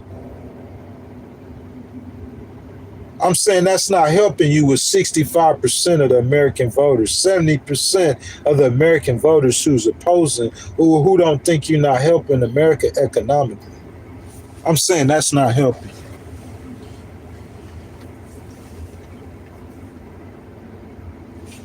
Walter says, we will see, and I'm glad this is opinion and not fact. We will see. But whenever we see, I want you to show up in here now. Don't get like Angelo and go missing on me for like 2 weeks. Because see, after VP Harris lost the election, I showed up because I knew President Trump was going to win. But I still supported VP Harris. Period. But I knew he was going to win. About 3 weeks or so out from the election, I was sure of it. But I'm saying what I'm telling you, this is something totally different. If you ask me about Jasmine, I might see that Jasmine might not win that general, but I'm not going to come out and tell y'all because I pledge support for her. I'm going to support her. I'm still supporting VP Harris after she lost. That when I support you, I'm going to support through everything. Yo, comeback. I'm going to support you all the way. That's loyalty. I believe in loyalty. But what I'm saying is though, like when we talking about Congress as a whole, that's going to be a pure prediction. That's like me picking the Super Bowl winner. That's a pure prediction. Because I'm telling y'all, like I gave y'all the facts. I drew my opinion from facts. 2018, 2024, Trump president, enthusiasm, Trump hate, and then the economy in 2024. That wasn't an issue in 2018. I don't see how you don't see with those. It's like this. I might look outside and it's snowing. That's a fact. It's 13 degrees. That's a fact, right? Now, whether or not, I'm telling you, there's ice on the roads and there's ice on the mountains. And if you drive long enough, you're going to hit an ice spot while it's snowing. Now you say, hey, Ghost, that's your opinion. Oh, he said he drive down non-south. He gonna hit an ice spot on one. That's his opinion. He don't know. Go on down there. I'm saying when the weatherman tell you there's a Hurricane 5 storm coming, he giving you a set. Don't y'all see the models where they predict? We don't know that it's gonna hit New Orleans. I'm glad that's his opinion. I'm glad that's his opinion and that's not facts. I'm giving you a bunch of facts to show you that storm coming straight for your city, Republicans. If you guys haven't liked the video, go ahead, double tap the screen. Titan says the commander of NATO has zero authority to make any decisions on Greenland. No, he don't. But he got authority to make decisions on a NATO member. And Greenland, due to its association with Denmark, is a NATO member. So and that's why the Europeans, they hurriedly send troops because of President Trump's threats. Now, I'm tending to believe that President Trump was never serious about his threats. I'm tending to believe he was just, making those threats for whatever reason. But I had Republicans in here promising that they were taking Greenland. That's another prediction. Promising that they were taking Greenland. I had Republicans, y'all go back and watch the stream from yesterday or the day before. Promise, Greenland, we getting that. We taking that. Y'all remember that? I forgot the name of the person who was, or the whatever who was saying that. Greenland, we taking that. We getting Greenland. Oh, no, you ain't. I told you wasn't. President Trump admit now that he probably ain't gonna get it. We probably ain't gonna get it. Nah, I know you ain't. I know you ain't. I'll tell you who ain't. I'm going to tell the politician what it is. I don't need them to tell me nothing. All you got to tell me is what's going on, and I'm going to tell you, they ain't finna. Bro, that's utter buffoonery. Buffoonery. President Trump, don't let the voters look at you as a buffoon. Do not, because that's coming from a Republican who's a voter too. Representative Bacon from a red district. Don't let the voters look at you as a buffoon. Donnie says Trump is making deals with Denmark as Greenland isn't permitted to speak on its sovereignty. Yeah, but Denmark has been said it clearly that Greenland's not for sale. Period. Look, I'll play it for y'all. So all y'all Trump fans, because y'all can see, because Donnie is here every day from the rooter to the tutor, beginning to the end. So he know what I'm saying is true. So he know I said that you're not getting Greenland, and that's buffoonery. President Trump admits U.S. won't get Greenland.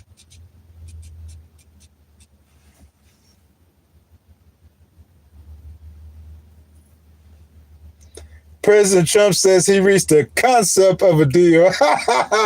Our concept of a plan. That's too funny. Listen to this, though.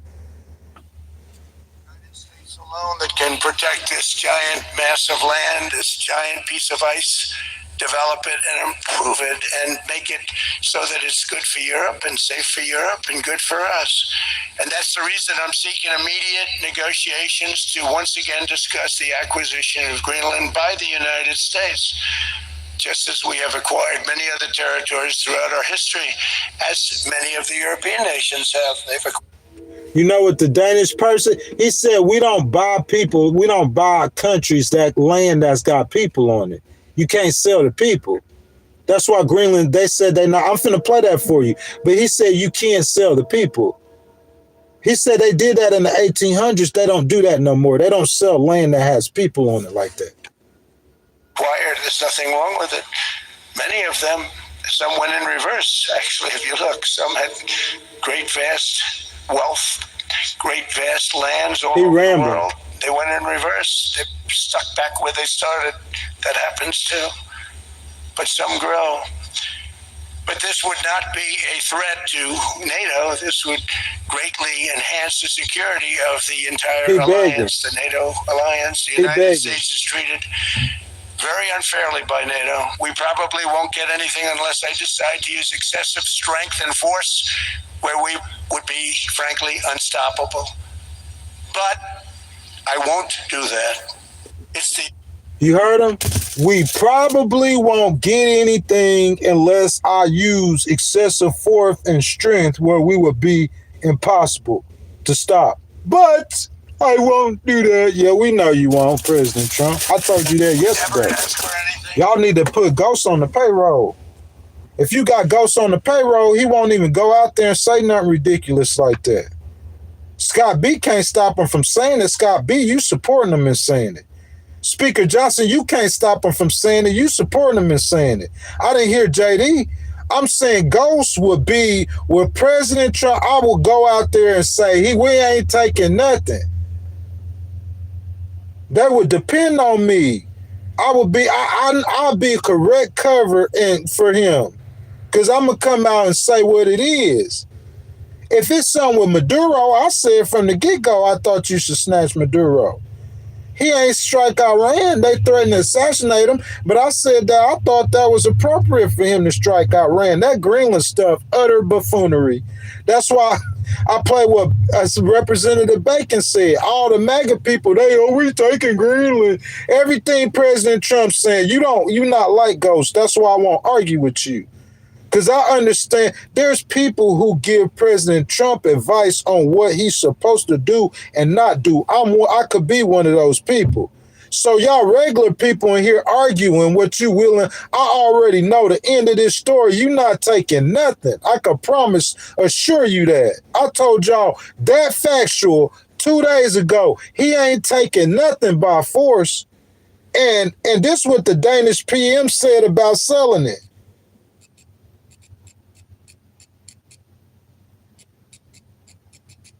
This is what they said about selling Greenland.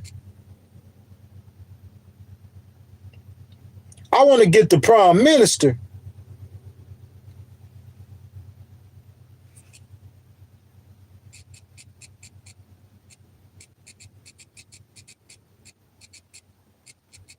They said it's not for sale.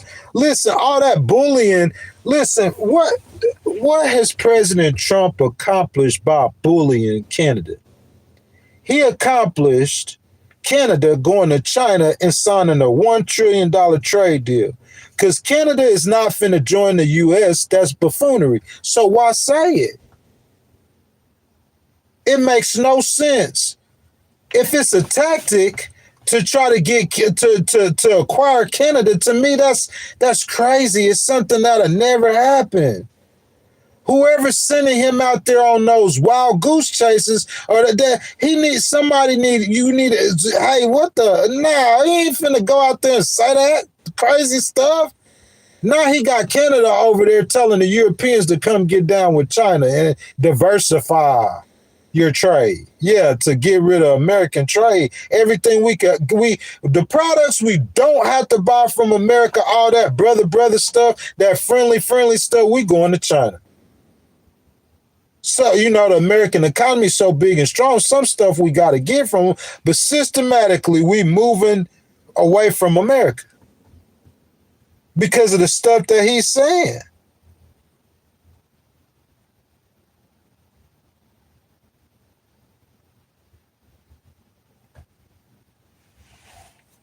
Stripe and Square are quietly skimming. Greenland is not for sale. I told you, look, this is what I'm saying. If you had Ghost work for you, what I would have done is just what I'm doing now. I'm saying, Scott B, they could pick up the phone, call people. They know way more than me. But I'm going to do just what I'm going to do now. I'm finna listen to this Danish, and I'm going to look at his face. Bro, you could just tell how this man talking. I don't even know him, but you could tell he's serious. They ain't not finna sell no Greenland. I remember the last time what they said about selling Greenland. So maybe they changed. Maybe he said it last time it ain't for sale. So President Trump had to come with the military force stuff. And now you just out there and wonder, you out there in never land. And then you were one of his top advisors, not hating on you, but you coming on TV backing. You ain't say Susie Wild shit. I ain't hear her say nothing about nothing. Because the smart ones ain't finna do that. You might not be talking out against him too much publicly because I don't want to get fired. I'm going to be protecting him, but I'm be talking about other stuff. It's strong, so I'm not going to be supporting it. CBS News foreign correspondent Remy Inocencio. Good morning, Remy. As we mentioned, you've been speaking to Anders Fogh Rasmussen, the former Prime Minister of Denmark. Viewers may also recognize him as NATO's former Secretary General. Considering the threat to NATO, what does he make of Mr. Trump's pursuit of Greenland? Absolutely. And Anders Fogh Rasmussen he just didn't hold back on any punches, Errol. For Denmark, he told me it is a betrayal by the United States after being allies for 250 years. And then for NATO, from his role there, looking at the world, he said it is a catastrophe to see this current world order, forged after the Second World War, now breaking apart because of Donald Trump.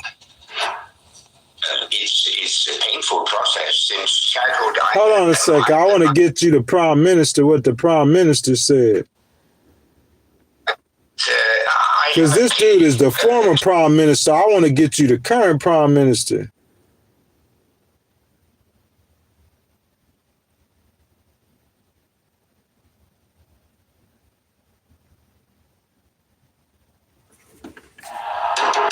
Once again, Greenland returns to the center of international debate. An island frozen by geography but heated by politics. US President Donald Trump has reopened the idea of annexing it to the United States, reigniting tensions between Washington and Copenhagen. We need Greenland from the standpoint of national security, and Denmark is not going to be able to do it. As discussion intensifies over Greenland's strategic and military importance, along with its vast mineral resources, Denmark's response this time has been clearer and more forceful. Danish Prime Minister Mette Frederiksen issued a direct statement to Washington, stressing that Greenland is not for sale, and that any talk of US control over the island crosses the red lines of sovereignty. Bottom line, it's over with. So move on. Go on with your life, man. Get on with your life, Mr. President. It's not for sale. She said she ain't selling nothing. That's what she said last time. That's what they saying this time. They not selling nothing. You talking about attacking them, they send troops out there. They ain't backing down and they not selling anything. That bully stuff ain't working, man. It's hurting America. That's what I'm trying to tell you. Whoever telling him, advising him, or laughing and he. Because see, that's what I'm saying, Senator Graham. The people, like, maybe not in your district, but people, they seeing that. And they seeing y'all on the 10, y'all laughing, you gonna take over Cuba. He posting pictures with an American flag on Canada as Canada is going over there with China. That stuff not funny, man. You are hurting America's cause on the world stage. And when you run off all your friends and they run to China, guess who's going to be the leader of the free world? Guess who's going to be the most powerful man in the world? It's not going to be an American president. If Trump, you could stay there, it ain't going to be you. You running them off. For what? Why say that about China? I mean, Canada, what did that accomplish? All of that with Canada, what did it accomplish? You are not buying Canada. Canada is not becoming a state. If the trade deficits were messed up, then guess what? They just gonna do business with China. Because you could renegotiate a trade deal with Canada without all that extra stuff. It's all that extra stuff, that pettiness. President Trump, you are bringing upon your own Trump hate. He can't see it. Oh, why they hate me so much? Why they hate me so much? Oh, I'm going to take Greenland by force. Why they hate me so much? Oh, Canada, you not nothing. You should be a 54th state. Why they hate me so much? Oh, Haiti is a blank hole country. Why they hate me so much? Do you want me to go on? I'm not trying to put you down. I'm just doing it on international terms. But I could do it on terms in America, too. It's what you doing, and it's what you saying, and you bringing that energy to yourself, President Trump. You bringing that own energy to yourself with your words. That's why they hate you so much. When you get out there and you laughing and you talking about the economy and the golden age and money and trade, and that's all you talking about, and you not on no negative stuff, and ain't no agents, your agents, undertrained agents shooting at people. It's just your style. You got to change the approach. Y'all remember I told you that? I had a little homegirl, she a little blonde-haired homegirl, a little DJ. I got a little blonde-haired homegirl. One time, bro, your boy was trying to holler at girls. She was one of them. She shot me to the cross, but she rolled with me, though. She love her some Greg D or Shay Speeds, whatever my name. She love her some Ghost, though. But it's just not like that, though. She shot me to the cross. But Ghost was having trouble. This was before I went on that street. I went on the death street, boy. Ghost was having trouble hollering at the girls. You know, that girl told me to change your approach.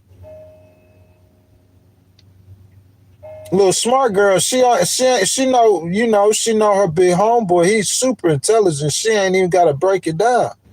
Change your approach. And I understood what she meant. And I changed my approach, and I ended up getting saved by real talk.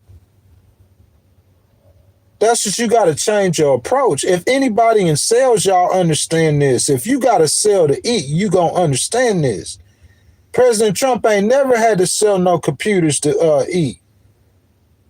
Them people, you've been making $0 an hour. All your money you make is off commission. And you got a wife and 3 kids. And you got 1,000 computers. And you buy them for $20 a piece. You trying to sell them for $100. They $150 in the store. And I got 1,000 computers. And I can make $80 a computer. That's 80,000. Bro, I'm finna hustle. Like, if you gotta eat, the people who ain't selling no computers, it ain't no big deal if they sell them. Them people who need that money and who gotta eat and who got business, and you gonna stay. They out there knocking on everybody. You gotta change your approach, man. His approach off. Change your approach, man. You know what I'm saying? Guys, it's been 1 hour and 50 minutes. We got to be on point, man, because Ghost got to get to the business today. You know what I'm saying? I got major business to handle. 1 hour and 50 minutes, man. I came, I saw, I conquered. I try to read everybody's comments at least one time. Guys, you know we've been live every single day. We went live Monday, Tuesday, Wednesday, today, Thursday. But tomorrow I got to take it off, man. I really got to catch up on my legal work. I enjoy spending time with y'all, you know what I'm saying? On Saturday, the 24th, let me make sure Saturday the 24th. Yeah, on Saturday the 24th, Jasmine Crockett, she gonna be debating James Tellerico, and you know this is a midterm year. It's an election year, so any election year, Legal Wars Live, man, we gonna stay in it with it on the politics. You know what I'm saying? So one of the biggest races, in my opinion, for Congress is in the state of Texas, and it's Jasmine Crockett, and she's running against James Tellerico in the Democratic primary. So they having a debate, okay, on Saturday, you know. And so we're doing episode number 5 of Jasmine for Texas on Saturday at 7 a.m. Eastern. But after that, you know, I'm going to take Sunday, and then we'll be right back on it again on Monday. You know what I'm saying? But I spend really pretty much my mornings on this phone doing these live streams, you know what I'm saying? Most definitely, you know? So I want to say that one more time, guys. We're going to be off on Thursday, right? I mean on Friday, that's tomorrow. Again on Saturday at 7 a.m. Eastern for episode 5 of Jasmine for Texas. And on Saturday, I'm going to try to let as many people as I know that Texas Democratic debate is going to be on Saturday night between Jasmine and James Tellerico. And of course, we don't stream on Sunday, and we'll be back on Monday. And if you guys haven't subscribed, make sure you subscribe to the channel. Hit that notification bell so you could come check us out and get notified every time we live. Come join the conversation. If you haven't liked the video, please double tap your screen if you're on a cell phone. Like the video. I appreciate you guys. Guys, at this point, we getting right at 2 hours. You know how we do it. I'm finna step aside for a second, guys. If you guys want to give any kind of donation, if you guys want to stream longer, we can stream a little bit longer if you guys choose to donate. And if not, guys, when I come back, you know what I'm saying, I'm going to go ahead and get the live stream ended. But this is a Cruising with Ghost, right? So as we go out or leave the live stream, you know how we started with the background and the scenery. I'm going to leave that for y'all. Guys, it's like 30-some degrees right now. I cannot wait, I promise y'all, to the summertime until it gets warm so we could do that last tour that I want to do, that Tax the Rich tour. Man, this We the People tour with me going outside, going city to city all over America, eventually landing up here in the New York City area. This We the People tour, man, it was like one of the best things I ever did in my life doing all this traveling. I love streaming, bro. I love streaming like outdoors, mountains. That time I spent in Tennessee, man, those were moments in my life. I know those memories. I still cherish those memories. It's just a few months ago. I'm still kind of out here living it. You know what I'm saying? That being said, I'm going to quit rambling like President. Man, I'm gonna bump out the way, man. Y'all go ahead, get y'all goodbye. Somebody want to donate, we'll keep on streaming for a little bit. If not, guys, I'm gonna go ahead and close it out. And then, as I said, if you guys love scenery and nature, I'm gonna let y'all see that iced out lake, you know what I'm saying, in those mountains, guys, up here in the Hudson Valley area, guys.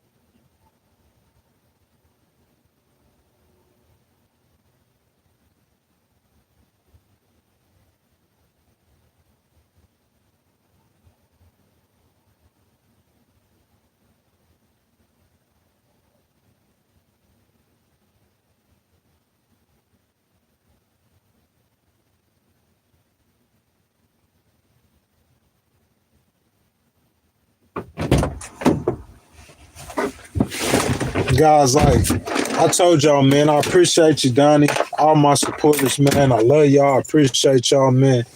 Like I told y'all, man, just being out here, man, on this trip, this journey, man. Like, I'm just a small dude, man. Like, I'm kind of large. You know what I'm saying? I'm just a little podcaster, man, a little live streamer, whatever you want to call it. I ain't none of that, really. I'm a paralegal, man. A Miller Legal LLC, man. Like, I accepted Jesus, you know what I'm saying, in August of 2018. And then after I accepted Christ, you know, like, that's where it starts at for me in 2022. You know, I decided that, like, you know, I worked for employers my entire life, man. I'm a disabled person. I'm a veteran of the U.S. Army. I worked for employers my entire life, man. I never worked for an employer outside the Army. You know what I'm saying? I worked for 2 or 3 employers for longer than a year, 1 year. You know what I'm saying? I have a disability, man. So what happens is, or what happened was, is I had to start a business, man. I had to get an income from somewhere else besides punching the clock. So, you know, I started the podcast while I was waiting for Social Security disability. You know, I get a supplement, you know what I'm saying, since I can't work. And I have a business called a Miller Legal LLC, and I file lawsuits. You know what I'm saying? That's what I do. I got in a situation when I went home from Houston to visit my family, visit my mom, and I had to file a lawsuit. I got 3 active cases against 3 different cities across America. Cities in federal court. Yes. I have a case that's worth $800,000 to $1 million that one of the best litigators in Mississippi has. And I'm due like a $20,000 to $40,000 payout. That's 4 cases I just named to you. I got another one hot off the press I'm finna fire, bro. It's a guaranteed victory. You know what I'm saying? That's 5 cases, man. Real talk. A Miller Legal LLC. I'm a paralegal. I never been trained, but well, I've trained by attorney to get my degree, my business license I got, you know what I'm saying? That's how my credentials. I never worked for an attorney before. Freelance paralegal. I filed 26 cases, bro.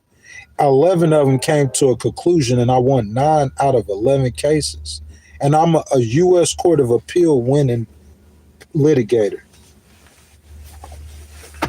So whenever any of y'all ask what my credentials are, go get an attorney and ask him, have he ever won in the U.S. Court of Appeals? You see what I'm saying? Because I'm saying there's some attorneys who won in the Supreme Court. It's just not that many. Go find me some Supreme Court winning attorneys. Yeah, they the ones making all the bread. Yeah. But I'm saying your average attorney, he ain't won in the U.S. Court of Appeals. That's a special kind of attorney. I don't even have a law license. Imagine if I did. You know what I'm saying? So, yeah, man, I give advice on all kind of different things. So, like the law and politics, like I study politics. I'm a poli-sci. Jazzy, I seen her in an interview, Jasmine for Texas. You know, y'all know Jasmine Crockett. She said she wasn't a political science girl, but I was a political science guy. You know what I'm saying? I never ran a campaign before, but I'm very knowledgeable in politics, and I can predict various situations in relations to politics and the law. I do it for y'all every day live. You know what I'm saying? So I said all that to say, man, Legal Wars Live, y'all in here kicking it with me, discussing politics with me, letting y'all voice be heard, man. It's been over a year, man. You know what I'm saying? I got a lot of people who stayed loyal from day one, and I got new people like Donnie, like King Fire, man. You know what I'm saying? My people, y'all come in here, y'all rock out with me every single day, man, and I really appreciate the time that y'all spend with me on everything, man. You know what I'm saying? And so what I'm finna do right now to show the appreciation till we get to Tax the Rich tour. I mean, I don't know if you guys like nature like I do, but obviously a lot of you guys do. You know what I'm saying? Not just nature, just like beautiful things. I like my eyes seeing beautiful things. You know what I'm saying? Women was my beautiful things I like seeing in my 30s, my mid-30s. I'm in my mid-40s now, man, and what I desire with my heart to see, like I went to my first waterfall. How old was I? I was 38 years old. Like before that, like I've been to Miami like 8 times, and I live 12 hours away from Miami.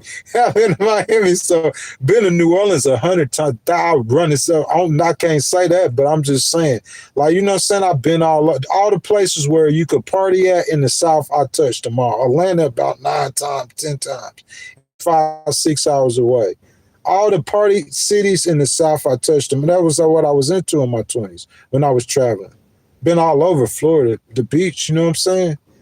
But I'm saying, like, when I started getting older, like, you know, mountains, and then I just happened to stumble on the waterfall. Since I came on the waterfall, man, you know what I'm saying?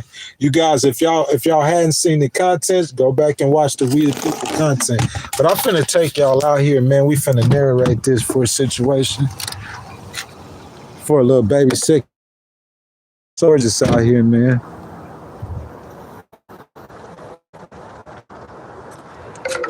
Look, man, I was able to be, man, with you guys from Times Square. Oh my goodness, that's a lot thicker than what I thought it was.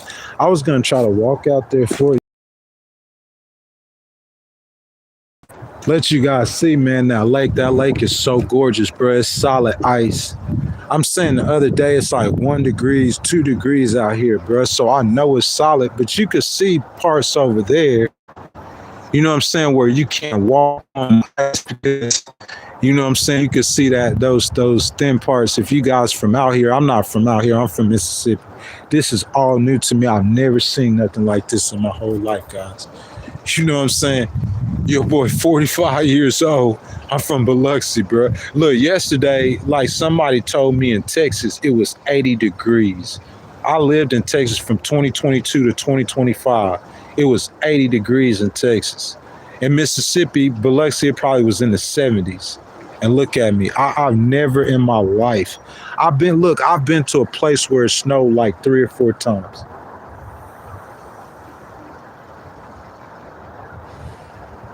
I spent my whole winter out here. That's what I'm saying. What y'all don't realize is in this year, bro, 2025, well, last year into this year, bro, it's the places that I've been, bro. Like, so I've been all around Tennessee. You know what I'm saying? I had probably been to 8 waterfalls in my lifetime. I went to 8 waterfalls on We the People tour.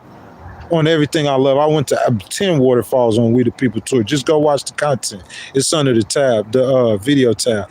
But bro, I started in Tennessee, bro. Like everywhere across the Tennessee I went to the Rockies and the Appalachian. Beautiful spot in the Appalachians. We streaming live from the Appalachian Mountains, like a lake like that with mountains, bro. But it's in the Appalachians like this is, but it was this on the Hudson Valley, New York. You know what I'm saying? This at the top, it was at the bottom, the foothills in Tennessee, man, gorgeous. That's in like August, July, August, you know what I'm saying? Summertime. You know what I'm saying? I went from Tennessee, man, I went into Illinois, you know what I'm saying? I had been to Illinois before, I never been to Chicago. Go check out the thought about going. Hey, man, it's gorgeous, bro. If you hadn't been, I said to about 10. I went up and down the coast. Like, fell in love with Kalamazoo, man. I was out in Kalamazoo, man. I don't know how long I was out there, bro. Probably about 3 weeks or so. You know what I'm saying? And then from Kalamazoo, man, you know what I'm saying? I made my way out to Ohio. Never went to Ohio. I was out there in Cleveland, Ohio, chilling. You know what I'm saying? Went from Cleveland, Ohio, bro. I went up to Jamestown, Erie, Pennsylvania. I never been to Pennsylvania. I never been to Erie. From Erie, Pennsylvania, bro, I went to Jamestown, New York. Now, I've been in New York now pretty much the entire time. This is my first time ever been in New York. About 4 months I've been up here, okay? Went from Jamestown, New York to Ithaca, New York. Ithaca is so beautiful. I am determined to spend a summer in Ithaca. I am determined to buy a summer house in Ithaca, New York. It's up there by Cornell University. Bro, it's 150 waterfalls within a 50-mile radius. It's like 4 or 5 lakes. They call them the Finger Lakes. It's astounding. I share the content upstate New York. From Ithaca, I went to pass through Massachusetts. Never been to Massachusetts. Then I stayed in Connecticut for like 3 weeks. Never been to Connecticut before. You know what I'm saying? From Connecticut, you know what I'm saying? I've been out here, bro.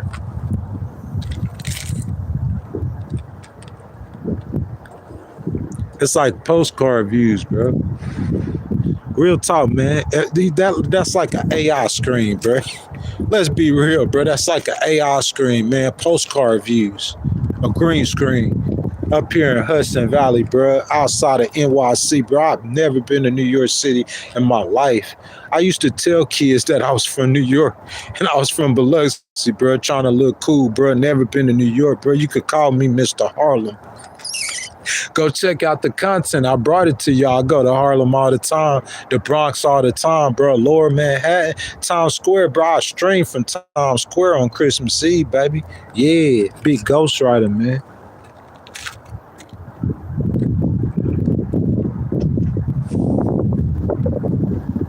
I told a man one time I was going to spend Christmas in New York, and he laughed at me. I spent a whole lot more time than Christmas, and it's a whole lot more time to spend, man.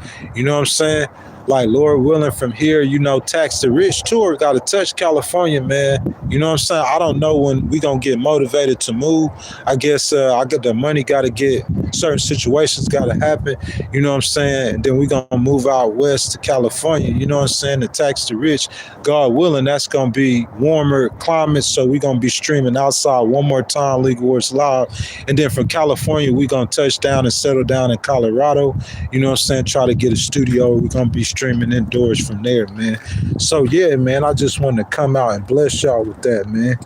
It's absolutely gorgeous out here, bro. Like, you know what I'm saying? I used to get, like, think about if you was out here right now, bro. I get so excited seeing it, because I never been, you know what I'm saying? Like, it ain't no mountains where I'm from on the Mississippi Gulf Coast, and it definitely doesn't snow at all. You don't never get no snow whatsoever. Like I told you, it's 80 degrees in Texas, and at the same time in New York, it's like what? Right now it's 33. So I don't know what it is in Texas, probably 60 degrees, but it's beautiful weather. You know what I'm saying? It get cold. In Austin, you know what I'm saying? It be snowing in Austin. They don't know how to deal with it, real tough. You know what I'm saying? It be snowing in Austin. That's one thing I say Jasmine could address is fixing the grid in Texas, because, you know what I'm saying, Texas ain't on the grid with the rest of the states, if I'm not mistaken. But you know what I'm saying? Like they have trouble, and that hurts them a little bit with the power situation and stuff like that. But I'm saying it might snow in Texas, but it ain't nothing like this, man. So this, at 45 years old, me experiencing these things, man, just like went to Sleepy Hollow. But it's like I got places where they were gorgeous, and you know what I'm saying? Like going through Sleepy Hollow like Christmas Eve or Christmas Day, and that snow, like it's like Sleepy Hollow, Ichabod Crane, like the legend. It's like, bro, like yeah, it's like living it, bro. It's unbelievable experience. I ain't gonna lie to you. You know what I'm saying? You think about all the places I've been. It's just that I had to stop moving, you know, settled in New York. I told you about the cases with my business, you know what I'm saying? And I'm just waiting, man. I'm patiently waiting, you know what I'm saying? Like I trust in the Lord, and I stay humble, and I work hard at the stuff that I can and am doing. My business, a Miller Ray Legal, it's like in the 4th year. You know what I'm saying? The ultimate goal was to create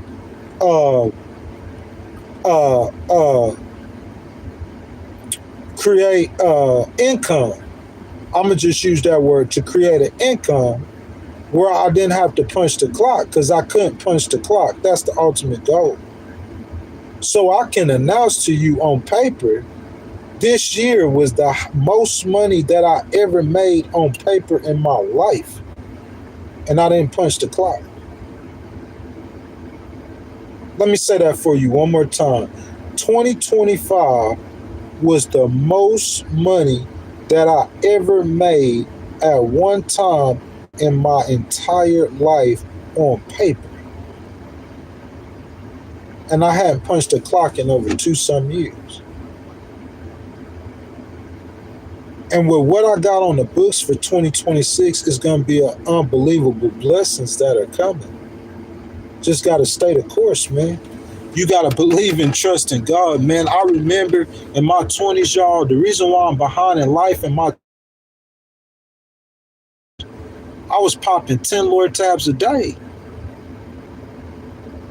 I was chasing down little scallywags. It wasn't like in my 30s I chased scallywags too, but I chased some decent girls as well and was mad successful with them. You know what I'm saying? But I was chasing a feeling. I wanted to party. I wanted to do drugs. That's how I spent my 20s. But what ended up happening is at 29, I came to a realization that I had to make a change. And I made a profession of faith, but I didn't really accept Jesus. I didn't truly accept him. I didn't come to the knowledge of Christ and of salvation. So I changed a little bit. I stopped doing drugs. I've been drug-free since 2000, and I'm talking illegal drugs now. I got a disability, so I go to the doctor. And I take legal products to stay You know what I'm saying? Calm. I don't count CBD as a drug. It's a drug like coffee is a drug. I'm not going to say you on drugs because you do coffee or caffeine. Because caffeine is a drug. Aspirin, Tylenol, we're not talking about that. You know what we talking about. We talking about meth and fentanyl. We talking about crack and cocaine. Illegal drugs. Prescription pills that ain't prescribed to you. Illegal drugs. I ain't done illegal drugs since 2009 or 2010. I might have did a pain pill 3 or 4 times since 2010, and every time it was prescribed by a doctor. I'm talking about an opioid or a hydrocodone or something. 3 or 4 times since 2010. Out of my teeth, dentist, prescribed to a doctor. When that Percocets was gone, I ain't think about them pills no more. This is someone who used to snort 3 Roxy 30s a day.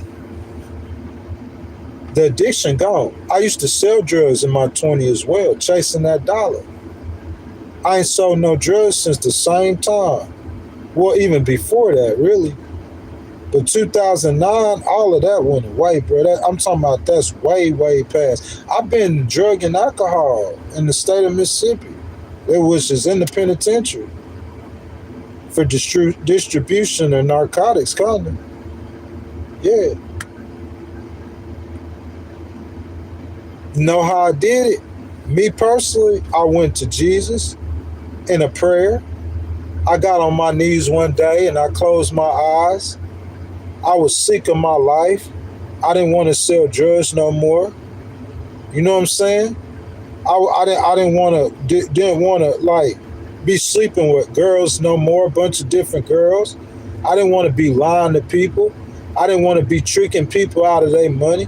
Whatever your sin is, I'm just telling you some of my sins. You know what I'm saying? The stuff that's going to put you in hell. Because everybody going to do something. I ask for forgiveness for the lies, but you ain't going to act like you ain't told no lie since you prayed your prayer asking for your salvation. Don't play with me, bro. I ain't stupid. And God ain't stupid, and this ain't no game. And I ask God to forgive me for my sins.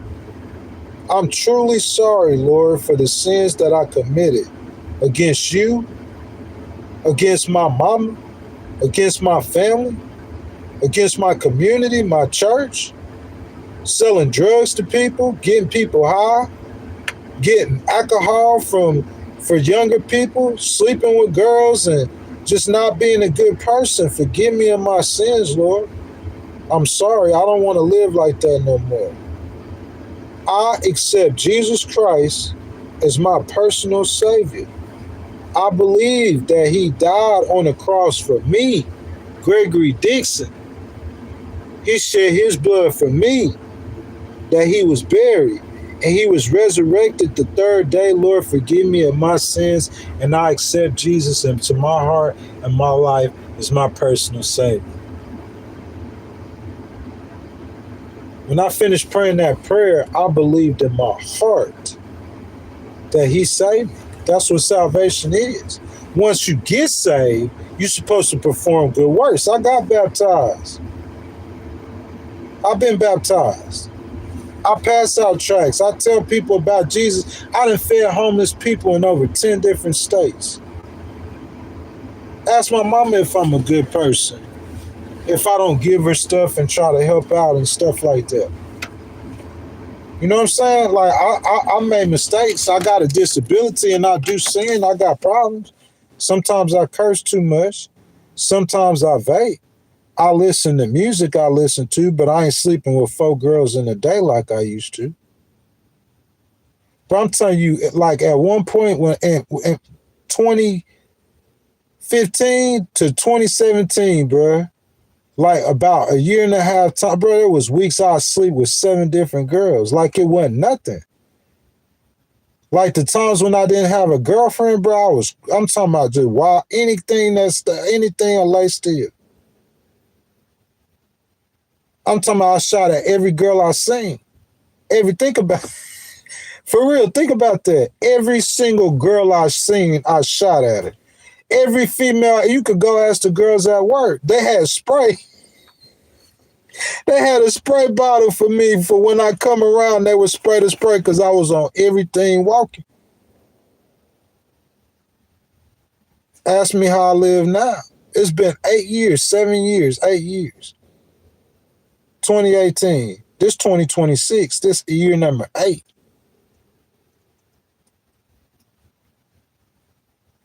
Been a big change. The blood of Jesus. Been washed in the blood of Christ, man. Yeah. That's what it is. That's all salvation. Every day I live to please God. I don't live to please myself. Bro, if I lived to please myself, when I was in my 20s, I lived to please myself. Even when I made a profession of faith in 2011 and I really didn't accept Christ, I still was living to please myself. That's what made me realize that I really wasn't saved. I thought I was saved. I just had a form of religion. I know that could get complex, but you got to truly in your heart ask Jesus Christ to accept, to save your soul from hell. People say whatever they want to about the Catholics. They doing their rosaries or whatever. I don't know nothing about that. That's on them. But I'm saying those traditions that I don't see, there's traditions in the Catholic Church, they got traditions in the Baptist Church. You got traditions in everywhere. Those traditions, what are those traditions? Those traditions ain't really nothing. Are they? We ain't talking about no traditions. I'm not talking about no traditions. What I'm talking about is just accepting Jesus. People put labels on it. You're a Baptist, you're a Presbyterian, you're a Catholic, you're a Lutheran. That's Jesus Christ is King. The blood of Jesus Christ is salvation. I don't care what you like, your religion, none of that matter to me. I'm going to tell you how to get saved, what I believe. With all respect and love. That's what I believe, man. Listen, I suffered from depression at various times in my life. You feel what I'm saying? How I got over that, bro. There's a preacher. You feel me? And there was a sermon preached where she said that, like, you know, every day she wake up and she put on the armor of Christ. How do you put on the full armor of Christ? Christians know about this. One of the ways she did it when she woke up, she prepared herself for the devil, or if you're not a Christian, the negativity that's going to come to her in that course of that day. You see what I'm saying? So when she woke up, she said to herself, one of the scriptures that she prayed, she said, we will come before the Lord in thanksgiving and we will give our praise to the Most High. That's putting your mind in a place of humbleness and being thankful and grateful to God. Humble. We will come before the Lord in thanksgiving and we will give our praises to the Most High. Humble. Thankful. Whatever you got, whatever state you in, just be thankful. You continue to be thankful and you're going to get more than what you got. You see what I'm saying? And she said the second thing she said, every day she wake up, she said, you know, she drinking her coffee, she go on her routines, making her coffee. This all she put her mind in that state to be able to deal with whatever she come up with. And for someone who depressed, this is golden. It'll help you. She says every day she wake up, she say, this is the day the Lord has made. I will rejoice and I will be glad in it. If I'm sleeping in my car, when I wake up in the morning, I'm going to say, this is the day the Lord has made. I will rejoice and be glad in it. If I'm sleeping in a 20-room mansion, when I wake up, I'm going to say, this is the day the Lord has made. I will rejoice and be glad in it. I don't care if it's 80 degrees outside, if it's 3 degrees outside. You wake up with that mentality, man. You in a state of rejoicing. You in a state of happiness. You in a state of joy. You training your mind. People do it all the time. They do it without God. Psychiatrists do it without God. But I do it with Jesus. Because my hope is in Jesus Christ. Christ is King, man. I'm a Christian. I'm not a preacher.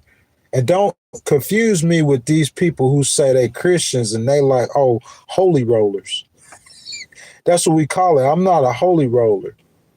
You know what I'm saying? I'm not going to be the one that's sitting up there in the temple like, you know, how they are in church on Sunday.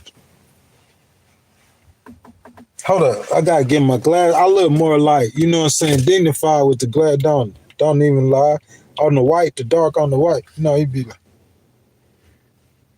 you know, in church on Sunday morning, sitting up in the high places all puffed up. Our ghost ain't that kind of Christian. I'm the one that's going to go to the mountain out there and smoke my chest and be begging the Lord for forgiveness. Because, look, you could come to me and say, hey, you too worldly. You got King Von music posted on your page. And you're supposed to be represent Jesus and he rapping about killing people. You could come to me and tell me that I'm too worldly. But let me get my pen. Let me get my pen and my paper and let me come critique you.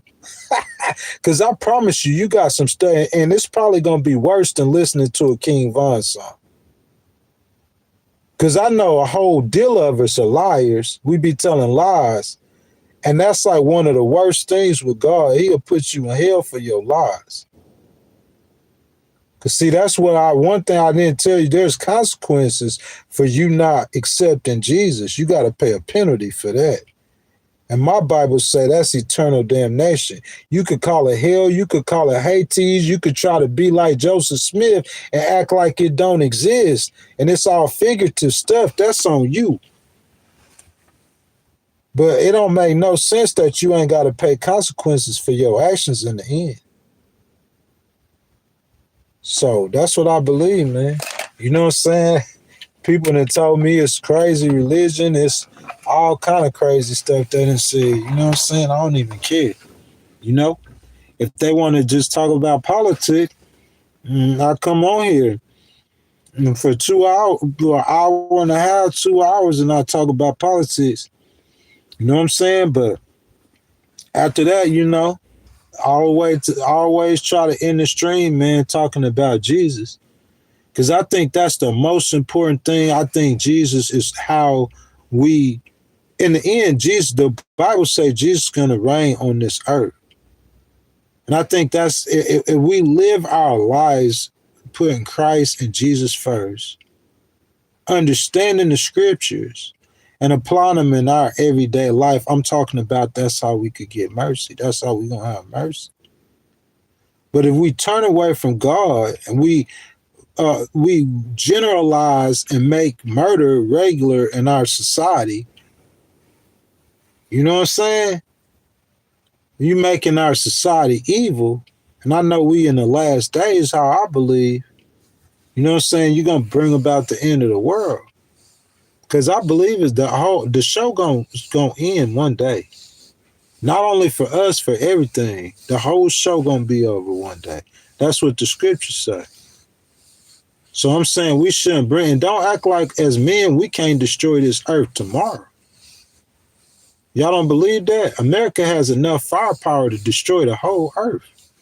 So does Russia. The whole earth.